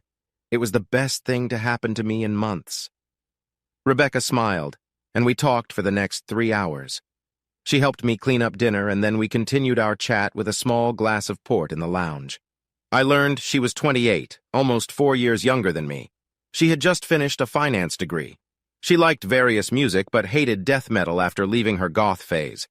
Rebecca had a junior accounting job at a manufacturing firm in their accounts receivable department and mostly enjoyed it. She was close to her family. Her parents had been married for 30 years, and she hoped they'd be around for another 30. She had a younger sister living in New Zealand, and they spoke about once a month. Rebecca liked going to the beach but had sensitive skin, so she stayed out of the water. She had only had 2 boyfriends, including the boy who betrayed her, and felt sad about losing her virginity to him. We shared stories about our lives. I told her about being estranged from my mom after my dad died suddenly. I had a younger sister, but we didn't talk because she caused a family rift with a misunderstood comment. It was nearly 1 in the morning when she left. I think we both wanted her to stay over, but she decided we should get to know each other better first. When she left, she gave me another warm kiss. As I crawled into bed, I fell asleep with a smile on my face. I hadn't felt this happy since my life fell apart. Rebecca, with her wild actions, broke through the walls of pain I had built. That kiss made me realize that maybe someone could care for me romantically, and I was open to that. The next morning, my smile was impossible to hide, and everyone noticed. By lunchtime, Colleen cornered me. "Okay, spill it, Greg. Who is she?" Colleen asked, looking hopeful. "Rebecca came by last night," I told her. Colleen's happy scream could be heard throughout the office. She jumped a couple of times, clasping her hands to her chest and smiling brightly. Colleen took me to the kitchen and made me tell her everything. She laughed when I mentioned the kiss and the slap. She swayed happily as I talked about dinner and how we chatted until 1 in the morning. "Greg, I am so happy for you. Even if nothing comes of it, it's great to see you moving on from what Jillian and that jerk did to you." She then gave me a cheeky smile. "But you and Becca, I think there's something there. I've thought that for a while." We talked for a few more minutes, and Colleen asked if I was going to see Rebecca again. I told her we had been texting all day and planned to have dinner on Friday night.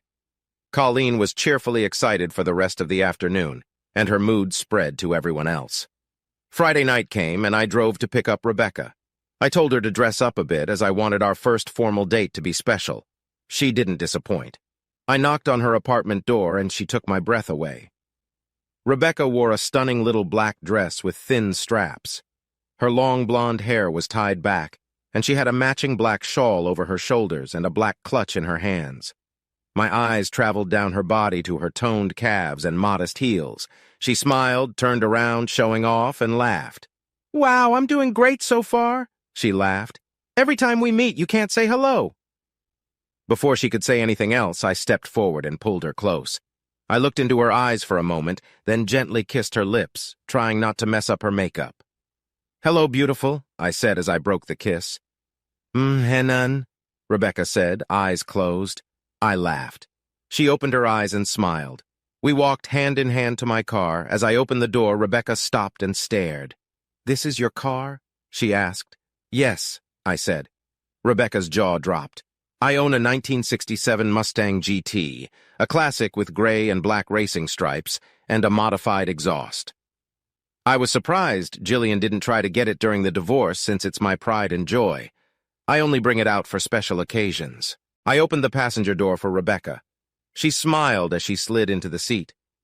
When I started the car, Rebecca giggled as the V8 engine vibrated through the car. We drove into town, talking about our weeks at work and how Colleen had high hopes for us. We had dinner at a fancy Japanese restaurant. We tried many dishes and had a bit of sake, though it's not really our thing. After dinner, we went to the casino. We placed a few bets and walked away with over $600 more than what we started with. The casino also had a club, so we headed in, all dressed up.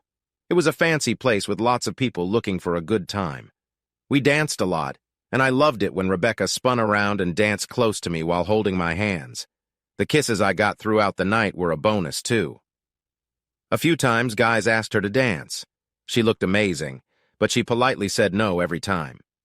Once, when I was returning from the bar with our drinks, a guy stopped me, placing a hand on my shoulder.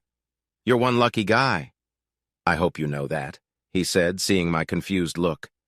"Your woman, she's really beautiful, and only has eyes for you. No offense, but I just asked her to dance while you were at the bar, and she turned me down flat. I mean, me, getting turned down." The guy was good-looking, likely a personal trainer or athlete. He probably had charmed many women before, but Rebecca wasn't interested. He patted my shoulder, smiled, and walked away. Saturday morning, I woke up slowly, a smile on my face as I remembered the wonderful evening I had spent with Rebecca. The morning sun peeked through the blinds, gently waking me up. I lay there thinking about last night's dinner, dancing, and those deep conversations that made me feel so connected. I remembered dropping her off with a warm kiss. Wait, not dropping her off. Fully awake now, I turned over and saw her. Rebecca was lying there, eyes closed, breathing softly. I remembered how, without needing any words, we both came back to my place. She followed me to the bedroom, took off her dress, and got into bed with me. "If you're going to stare at me like that, you better follow it up with action, buddy," Rebecca said lazily. Her eyes remained shut, but a big smile spread across her lips. I smiled back, pulling her close under the covers. Her warmth pressed against me, and it felt like our bodies just fit together perfectly. As we kissed, I felt a rush of feelings.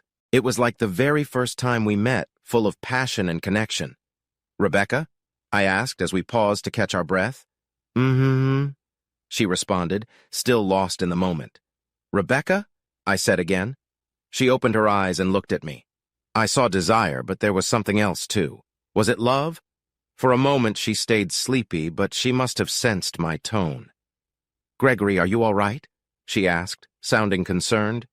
"If you're worried, we didn't do anything, just kissed and slept." I propped myself up on one shoulder, turning to face her. "Rebecca, I started, then hesitated. She said nothing, just adjusted herself, letting the sheet slip for a moment. Then she quickly pulled it back up, waiting for me to continue. "I'm scared," I admitted. What Jillian did to me hurt a lot. It made me feel like I was never good enough, like I failed. Rebecca nodded quietly, giving me space to go on. I felt so many things over the past year, pain, anger, sadness. But now I'm scared, not because of Jillian, but because of you, I said. Rebecca reached out and cupped my cheek. Her touch was so gentle it almost made me cry. I understand, Gregory. Jillian hurt you deeply, Rebecca said softly but firmly. You put yourself out there, tried to connect with her, and got rejected. I nodded and took a deep breath. I'm scared, Becca, because I think I'm falling in love with you. I feel broken. What if I can't give you what you need? In an unexpected move, she pulled me into a hug, my head resting on her chest. Shh, don't worry about that, she said soothingly. I see your pain and I want to help you heal. Just give me what love you can. Don't hold back. I lifted my head to meet her gaze. We looked deeply into each other's eyes, and moments later our lips met in a passionate kiss. My hands roamed her body, exploring every curve. We both found comfort and pleasure in each other. The intimacy grew as our touches deepened, but this time, it wasn't just about physical connection. It was about healing and understanding. Rebecca and I found solace in each other's arms. The love and care we shared that morning spoke louder than words. We let go of our fears, at least for a while, and embraced the moment. As we lay there, close and connected, I felt a new kind of hope blooming inside me. It had been a few weeks since I'd last been with someone. Watching videos and using my hand wasn't the same as having a real partner. I felt movement beside me. Expecting Rebecca to grab a tissue, I was surprised to see her holding her phone. Smile, baby, Rebecca said, taking a selfie. My stuff was all over her face as she rested her head on my shoulder. But Rebecca? I asked. Relax. I have a secure app on my phone. Only we will see these. I want you to know, no one has ever done this to me before, and I've never taken a photo like this. A moment later, my phone buzzed with a message. Rebecca had sent me the photo. Greg, I trust you, she said. I got up briefly and grabbed a wet washcloth from the bathroom next to my bedroom. I came back to Rebecca, who was very happy, and helped clean her face before kissing her. Greg, baby. I smiled, knowing it was her turn. I started kissing down her neck. For the first time, I really took a good look at my new girlfriend. Rebecca had a slim body. Her breasts were a nice size, not too big. Her nipples were very small but stood out, and they were very sensitive. I quickly found out that if I gave her breasts the right attention, she could reach climax before I even went lower. Speaking of lower, wow. She didn't hit the gym all the time, but she loved running, and it showed in her perfectly shaped bottom. It was smooth and round. I knew I wanted her all to myself forever. I pulled down her black satin panties and noticed she was waxed smooth, not a single hair. Rebecca smiled and spread her legs a bit, teasing me. Much like when she looked at me, I felt excited to please her.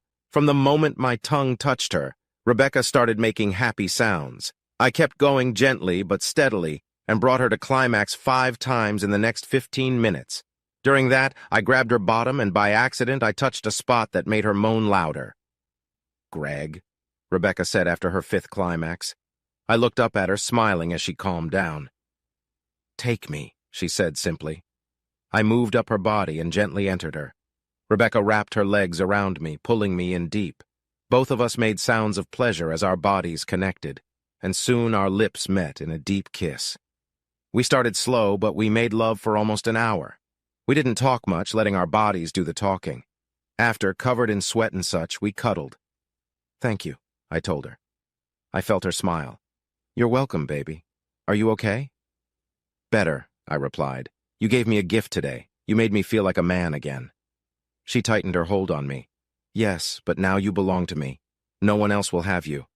That weekend, we didn't leave the bed except to shower or get food from the kitchen.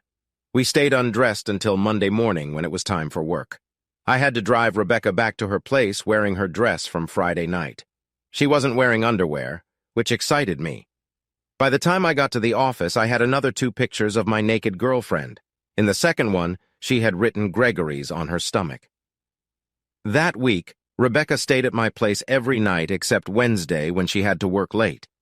It was easier for her to stay at her place that night. In my office, Colleen never pressed but seemed to know her niece and I were together. I never came out and said it, but I'm sure Colleen knew we were more than just friends. "Hey, Greg," James said one Tuesday after the coffee run. "You got a few minutes?" He didn't wait for my reply, but closed the door. "Sure," I said, raising an eyebrow. I sensed he wanted to talk about something serious, probably about Jillian. "So things are going well between you and Rebecca?" he asked. "Yeah," I grinned. "It's only been a few months, but it feels like we've been together for much longer." "I get that. Sherry and I have been together just under 5 years, but it feels like 10. James looked worried for a moment. But not in a bad way. I mean, I can't imagine life without her." I held up my hand and chuckled. "I get it, James. It's not a bad thing." He nodded. "Sherry and I are glad to see you happy again. We were wondering if you and Rebecca would join us for dinner Saturday night at our place?" There was a hint of hope in his voice. "I don't think we have any plans, but I'll double-check with Becca." He nodded. Greg," James said, leading into the real reason he closed the door. I sighed. "Jillian?" "Kind of," James said. "You know the Kensington audit we're doing?" he asked. I nodded. Of the 2 big companies we'd taken on, Kensington was one of them. James was at his desk looking through financial records. "We've found some problems, and I need your guidance," he said to me. "Okay, show me what you have," I replied. James spread out several reports. They showed that one of our middle managers seemed to be stealing money from the company. He used the stolen money for things like drugs and paying a woman and child in another country. According to the audit, he had been doing this for many years. He was smart and hid the theft by spreading it across different cost centers and projects. He never took the same amount and used various bank accounts. Over time, he stole nearly $2 million. I leaned back, trying to process it all. My mind was blown. "So let me get this right," I said to James. "For over 4 years, he's used company money for drugs and other shady stuff. Then for the last 3 years, he's been making child support payments with company money to a woman and child overseas." James nodded. "Pretty much." "Wow," I said, trying not to smile. "So much for true love." James chuckled. A month later, we gave an initial report to Kensington, but kept the specifics until we finished tracing the files. They were worried about the fraud and agreed they needed to know more before taking action. We asked for another month, and they agreed. 2 weeks later, on a Friday night, I came home. Becca had let herself in and set up a candlelight dinner. She had poured me a Kraken and Coke and a glass of red wine for herself. As we ate chicken boscailoa, I noticed a box between us. It didn't dominate the conversation, but I knew Rebecca was aware it was on my mind. After dinner, we refilled our drinks and went to the lounge. Rebecca had dimmed the lights and played soft music through a Bluetooth speaker. "Greg, these last 6 months have been the best of my life," she said. I started to respond, but she raised her hand. "I just want to say this." She smiled. "I know you were heartbroken when we met, and so was I. I had some strange experiences in my past, and our relationship is better than anything I imagined because we give our all to each other. I love spending time with you, and I can't wait to come home to you after work. I told you I had a crush on you from the day we met in your office, and that's true. But I love you, Gregory. I need you to know that as you open the box." Rebecca set her glass down and handed me the box. She watched me expectantly. The box was small, like one for headphones from Amazon. It wasn't sealed. I took the top off and found another box inside. On top of that box was an envelope. I picked up the envelope and looked at Rebecca. She looked nervous but nodded as I unfolded the letter inside. "Gregory, inside this box is the engagement ring you bought last week. I found it last weekend while cleaning, and you were in the shower. I really hope you'll open the box, take out the ring, and ask me to marry you. I love you so much. Yours forever, Rebecca Brown. P.S. I love you, I love you, I love you." I looked back at Rebecca, who had hope written all over her face. I mouthed, "I love you too," and opened the second box. Inside, surrounded by tissue paper, was the engagement ring box I had bought. It held a simple gold band with a single diamond. I smiled at Rebecca and took out the ring box. "I never looked inside the ring box," Rebecca said. "I wanted to, but I didn't." I nodded and got down on my knees in front of her. Even though she had hurried this moment, she gasped, but smiled. "Rebecca Brown, since the moment you came into my life, you have chased me and lifted me up. You made me feel alive again. Before you kissed me that first time, I thought I'd never see the light again. When we first woke up together, you showed me how much you wanted to be with me. In all the world, I can't imagine a more beautiful woman or a better partner. You always surprise me and never disappoint. I had planned to do this in a couple of weeks at your family barbecue. I don't think either of us can let this moment pass by. I opened the ring box. Rebecca Beth Brown, will you marry me? I asked. Before I even finished speaking, she knelt in front of me and shouted, "Yes!" She held out her hand and I slid the ring onto her finger. Then she kissed me passionately. "Thank you, my fiancé," I said. "Oh, you are going to have the most loving wife, and wait until we have kids. I can't wait for you to be a dad." Just then, the doorbell rang and I had to step away from Rebecca to answer it. I opened the door to find Colleen, Rebecca's parents, James, and Sherry. "Congratulations!" they all shouted. I felt someone's arms wrap around my waist. "Sorry, but I wanted to celebrate our engagement, so I invited some people over," Rebecca said. We welcomed everyone in, her parents bringing bottles of champagne. As glasses were handed out, I tried to act surprised, but I couldn't help smiling.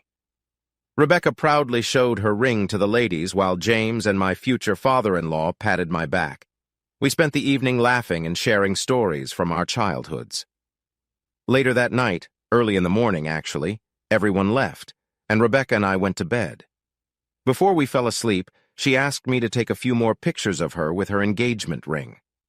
About a month later, 3 major things happened within 2 days. First, we completed a forensic audit for Kensington. When we presented the report, they were very unhappy. It was clear that heads would roll and the authorities would likely get involved. That same afternoon, Rebecca came to my office with some paperwork and wedding ideas. As I read through the legal documents she brought, I got upset. "Becca, you can't be serious about this document," I said. "Why? It should make you feel secure about our marriage," she replied. "Your house, your business, everything will be protected." "I know, but this prenuptial agreement is unfair to you. It leaves you with almost nothing." "No, it only leaves me with nothing if I cheat on you, which I will never do," she said. "In all other cases, everything is split evenly and your business stays safe."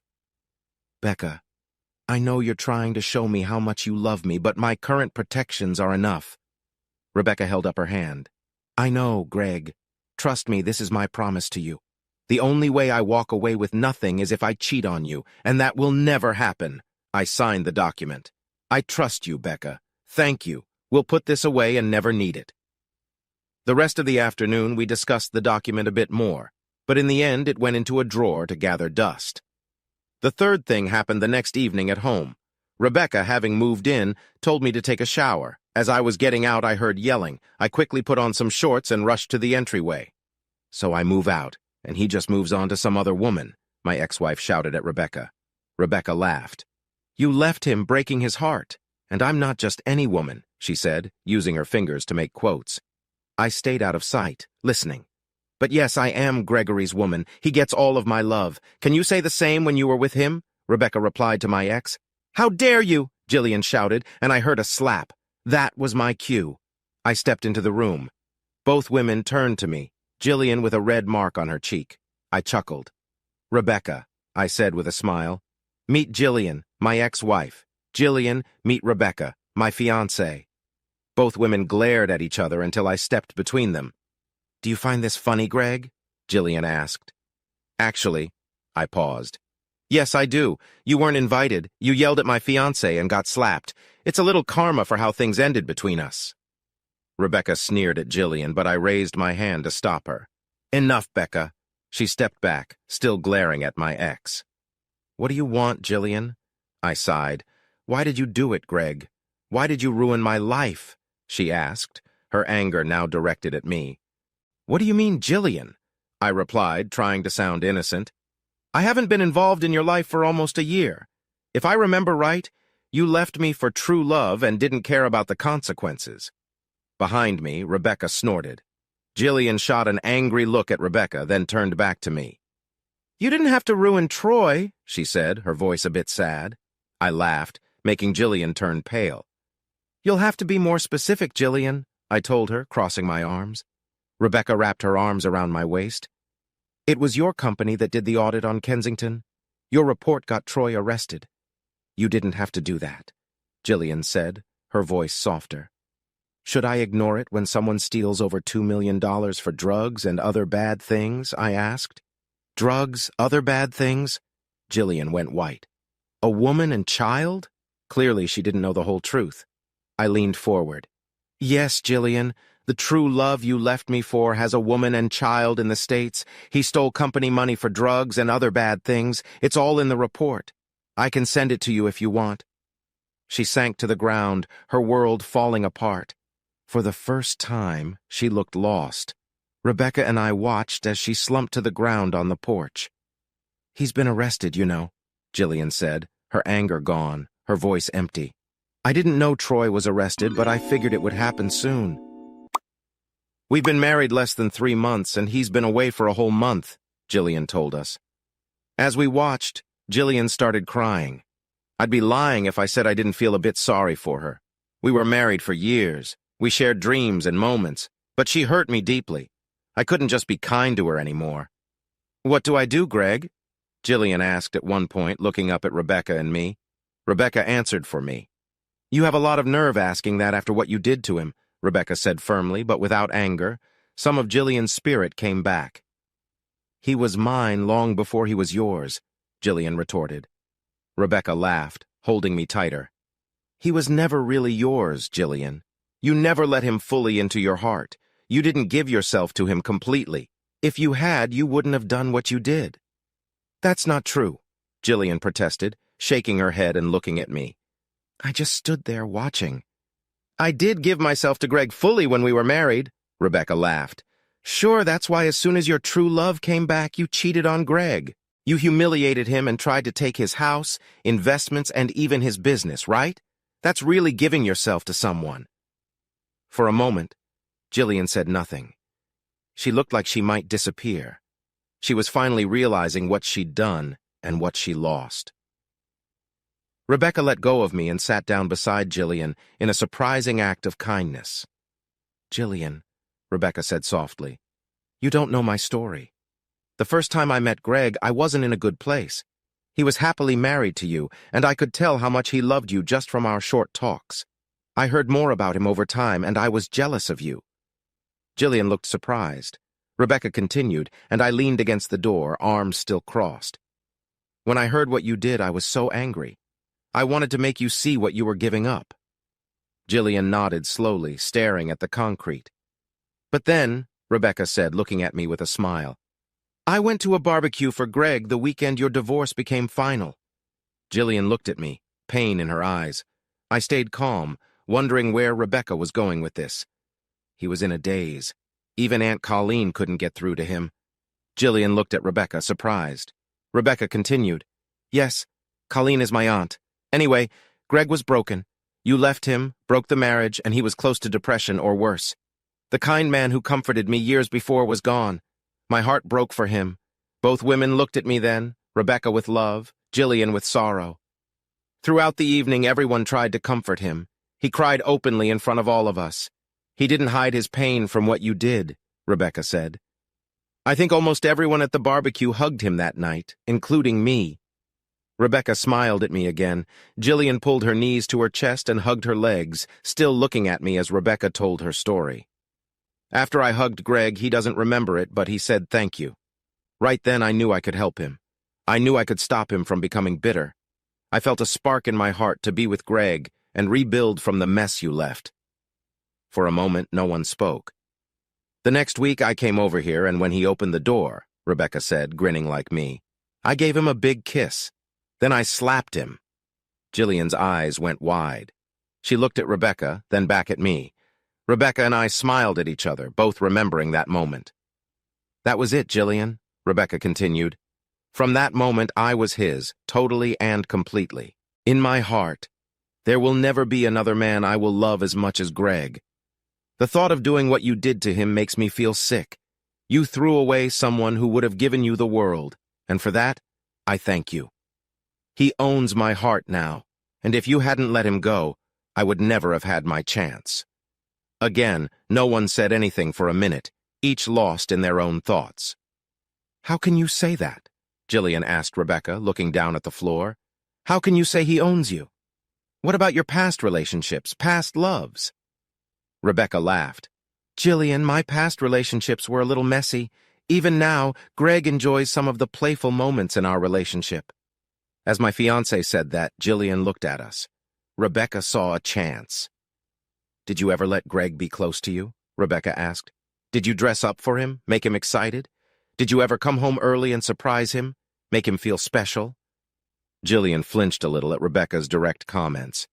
Rebecca was enjoying it. And you know Greg knows how to love. He has great energy, and Jillian, you remember how he can make you feel special. Why would I not want to give everything to him? Look. She paused and pulled out her phone.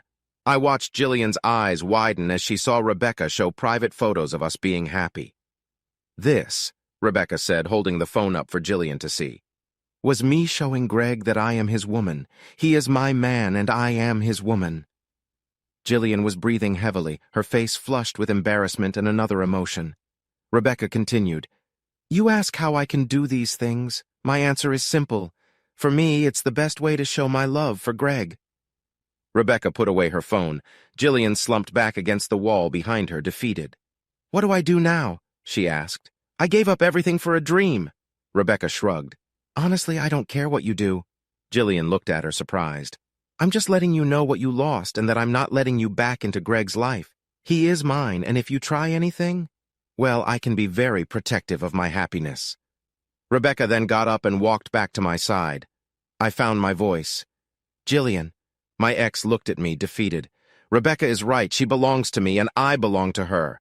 We're getting married, going to have kids, and hopefully love each other forever. For my part, I don't love you anymore. I remember that I once did. But between your betrayal and Becca in my life, there is no love left for you. If Jillian could look any more broken, I'm not sure how it would look. And if I'm honest, I said, I don't really like you. You hurt me like no one else has. But I do remember loving you, so with that, I will give you some advice. Jillian then looked up at me. Divorce Troy, I said. Leave him now before things get worse. He's going away for a long time for what he did. Where will I go? She asked. I shrugged. I don't care. Maybe Mark and Lena will let you stay with them. They're getting divorced, Jillian said sadly. I snorted, not surprised. Cheating will do that. Look, Jillian, you need to figure that out for yourself. I'm not going to be there for you. I'm not your friend. We're just two people who had something for a while.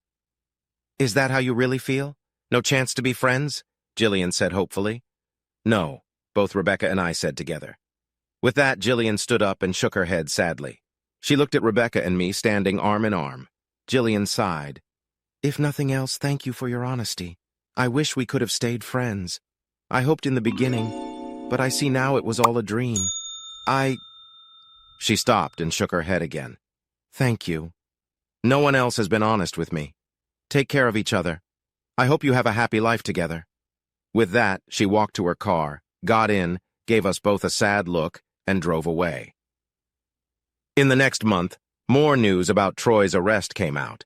Our checkup on the company showed the fraud and got mentioned in the newspapers. Because of this, we had to almost double our staff by the end of the year due to the high demand for our services. Rebecca and I got married in a small ceremony with our friends and family. We went to North Queensland for our honeymoon, spending 2 relaxing weeks on the sunny beaches. When we came back, we settled into a routine of working, being close, and dreaming about our future together. We talked about having kids. Rebecca decided to stop taking birth control, and we agreed to see what would happen naturally. A month after we started trying, Rebecca called me while I was on my way home to check if I was close. I told her yes, but when I got home, the house was very quiet. As I entered the house, I couldn't hear anything. It was strangely quiet. I put my bag down on a chair and called out for Rebecca, but got no answer. I started to worry a bit. She had just called me not 10 minutes ago saying she was at home. Her car was in the garage, so where was she? I walked through the house calling for her. I stopped when I entered the bedroom. My wife was there, but the reason she didn't answer my call was that she couldn't. As I walked in, Rebecca turned her head to listen, but she couldn't see me because she was wearing a blindfold. She couldn't talk because of the gag in her mouth, and she couldn't move because her arms and legs were tied to the bed. On a small table in front of the bed were a feather, some massage oils, lotion, whipped cream, chocolate dip, and a letter. I picked up the letter and read it. Gregory, my love, as you read this and see me like this, I give myself to you again. I can't move, talk, or see you, but I will feel you, hear you, and enjoy everything you do. Love me and take care of me. I'm yours forever. Love, Rebecca. I put the letter down and looked at her, feeling excited as I started to undress. Rebecca was listening, her body showing signs of anticipation. My wife had a bit of a fun side to her, but she saved it for me. Leaning on the bed, I gently kissed her neck above the gag. She made a happy sound. I laughed and squeezed one of her hands, making her moan more. I took off my clothes. Then I grabbed the feather and spent some time touching and teasing her.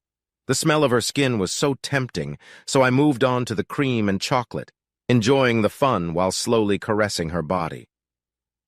After a while, I took off her gag and climbed over her. I put some whipped cream into her mouth before gently placing my lips on hers. Rebecca moaned as she reacted to me. She wanted more, but her bindings held her in place. As she embraced the moment, I leaned down and softly kissed her. Rebecca sighed with happiness. A while later, I felt the strong need to be closer to her. I got between her legs and moved gently inside her, feeling comfortable and at home. I knew I wouldn't last long, and she seemed to know it too. Just before the final moment, I smiled and pulled away. "No," she moaned, feeling me leave her. She clearly wanted me closer. Smiling at the last second, I came back to her, and moments later I felt a rush of joy. I lay on top of my wife and kissed her. I took off her blindfold and saw her eyes filled with pure love. "I love you, Gregory," she said softly. "I love you too, Rebecca," I replied. I untied her hands and feet. She showed me how she had tied herself up, keeping one hand free until she knew I was almost home. We cuddled for a bit before Rebecca asked for more closeness. As we fell asleep after a shower and changing the bed sheets, I felt a level of happiness I had not known before. Sarah was born 9 months later, followed by the twins, Henry and Peter, a little under 2 years after that. Finally, our baby Bridget was born. After Bridget was born, Rebecca and I decided that 4 kids were enough, so I got a vasectomy. The years that followed were full of joy and surprises. Sure, we had the usual family problems and little fights, but our house was always filled with love, and that love stayed strong through the years. Epilogue, 32 years later. On a cold winter morning, the kids and I buried Rebecca. She fought cancer for 2 years. Until the end, Rebecca gave all she had to the kids and me. Even when she was weak, she wanted to spend as much time as possible with me, often reminding me that she needed to feel my love. "Darling," Rebecca said, in pain but still clear because of the medicine. We were lying together in bed, holding each other close. "You're going to be okay, you know. I'm not leaving you alone." I chuckled softly. "I know we'll only be apart for a few years before I join you," I said, stroking her now gray hair. Rebecca smiled, playing with my fingers. "Remember that time in Canada?"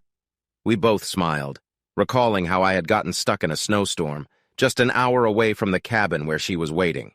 For almost 3 weeks, we could only talk on our phones. When I finally made it back, we spent another week enjoying each other's company. "Yeah, like that," I said, both of us still smiling. "Will you miss me?" she asked. I chuckled again. "Do you really need to ask?" "I will miss you with all my heart," I replied. We lay there together, comfortable and silent. A little while later, she squeezed my hand tightly. "I'm scared," Rebecca said, her voice trembling. "I know it's not long now. I feel my body shutting down." Her tears fell on my chest, and I felt my own tears starting. We had been married for over 30 years, had 4 kids, 6 grandkids, and 1 more on the way. We had traveled the world together, and now this. "Shh," I whispered. "I'll be here the whole time. I won't leave." "I know," Rebecca replied. "That gives me strength." We didn't talk for a few minutes. "Greg?" Rebecca asked. "Yes, my love," I responded, kissing the top of her head. "Hold me close one more time. I want my last memory to be of us together," she said quietly. I smiled and held her tightly for what would be the last time. The next day, the kids came with their families, and we all sat with Rebecca. She was much weaker than the day before, and we knew her time was near as her skin lost its color. Throughout the day, we shared stories and laughed. We cried and sang songs in those final hours. The kids said their goodbyes and stood around the bed as I held my wife. "I love you," I told her, feeling that our time together was almost over. Tears filled my eyes. "And I love you," she said softly, her eyes starting to dim. These were Rebecca's last moments. Her frail hand reached up and lightly touched my cheek. We smiled at each other, and she pulled me close for a kiss. For a moment, it felt like all the years melted away. In my arms, she felt like my young bride again, without a wrinkle on her face, no cancer taking her away. Her eyes were bright, and her love for me was overwhelming. I felt her lips on mine as she took her last breath, giving me all her remaining strength. I stayed there, eyes closed, my tears falling as she passed. I cried, feeling like a part of me was gone forever. My family surrounded me and we wept together. Rebecca, my wife and the mother of my children, had been my true love. I knew I would never be the same without her, but I was also happy she was no longer in pain. Afterwards, even though she wasn't with me, I had daily reminders of our life together. We had our kids, and I saw them almost every weekend. James and Sherry often visited with their kids, too. No one let me be lonely. As the months went by, I was grateful for my family and friends. At night, if I felt lonely, I looked at photos and videos of our time together, always going to sleep with a smile. Not all the memories were romantic, but enough were that when I felt a bit lonely, I could still feel Rebecca's presence. Often, I imagined her there with me, kissing me gently as I drifted off to sleep, comforted by our love and the thought that we would be together again someday. About 6 months later, I was enjoying coffee on a Saturday morning at a local coffee shop when a shadow fell over me and then stopped. "Gregory," said a voice I hadn't heard in more than 30 years. "Jillian," I replied, recognizing the older version of a woman I once loved. I don't know why, but I pointed to the seat across from me. "Join me?" I asked. She hesitated for a moment, but then nodded and sat down. As she settled in, I noted the lines on her face, the tired look in her eyes, the freckles on her arms, and how thin she was. I hadn't kept up much with her life since that evening on my front porch, but from what I did know, it hadn't been easy. "How have you been?" I asked casually. "Oh, getting older. My body doesn't work like it used to. When I try to get up in the morning, I wonder if staying in bed might hurt less," she told me. I chuckled. I could relate. Jillian smiled, but then got sad. "I heard that Rebecca passed away." "I'm sorry, Greg," she said with genuine sadness. "Thank you," I told my ex-wife. "I miss her so much, but she's always in my heart and thoughts," I replied, smiling as I remembered Rebecca and our times at this very table. "And," I continued, taking a breath, "the kids never give me a moment's peace. Now that Becca is gone, they're determined to keep me busy and make sure someone is always looking after their old dad." Jillian smiled for a moment, then looked sad again. "How about you, any kids?" I asked, curious. She shook her head, staring at her coffee with regret. "I never had kids," Jillian said. "I was married 6 times before I realized nothing compared to my first marriage."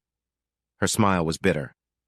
"I messed up badly, didn't I, Greg?" she asked, then raised her hand. "No, I know I did. I hurt you badly and spent a lot of time blaming you for Troy deceiving me. I thought each new man was the one, but no one measured up to you." I looked at the woman in front of me. I had hated her for a long time, longer than I was angry at her, but now I saw a sad, broken woman who never had the chance to be in a real relationship with enough love and trust to have a child. "Jillian," I said, taking a breath. She looked at me, that same hope in her eyes from years ago. "I think you need to forgive yourself. 6 marriages? They couldn't all have been as bad as Troy. Surely some of those men were good guys."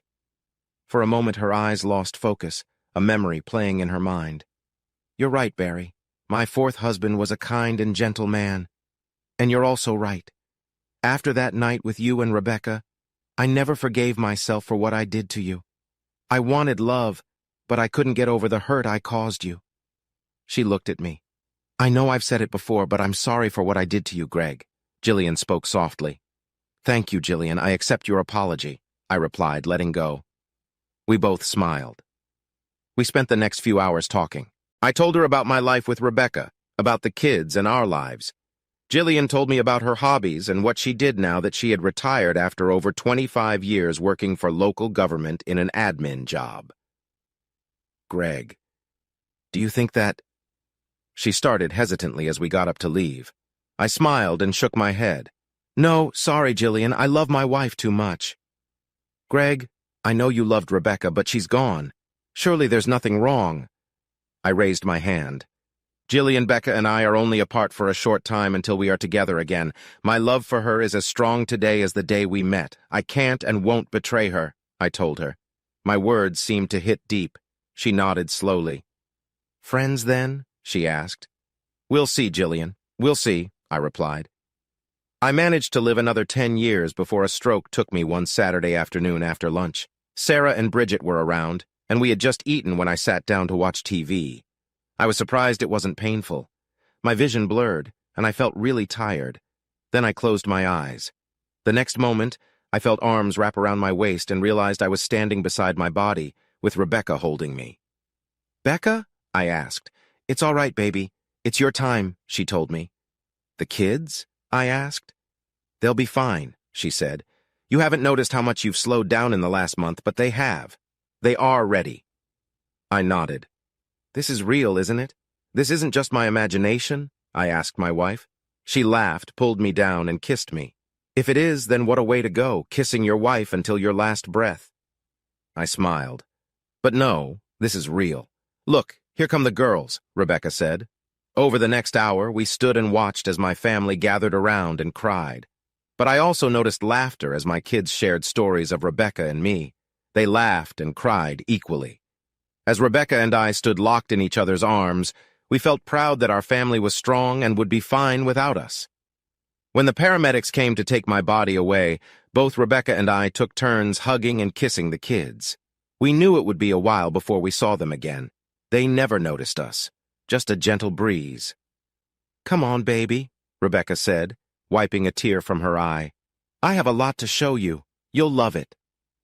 Don't I need to see God or something? I asked. Well, yeah, he's expecting you. But don't worry, he's a good guy. She smiled. I paused and looked at Rebecca. She looked just like she did before we had Sarah. Then again, my body looked like it was the same age, too. Wait, there's love in heaven? I asked. Rebecca smiled. Rebecca looked at me with warm, inviting eyes. She grabbed my hand and started pulling me in a certain direction. Come and see for yourself, my dear, she said, her voice gentle and kind. Come and see. Hey, audience! If you liked this video and want to keep up with more thrilling stories, make sure to subscribe to Prince Cheating Tales and hit the notification bell. You don't want to miss out on our upcoming adventures. Thanks for watching, and we'll see you in the next wonderful story.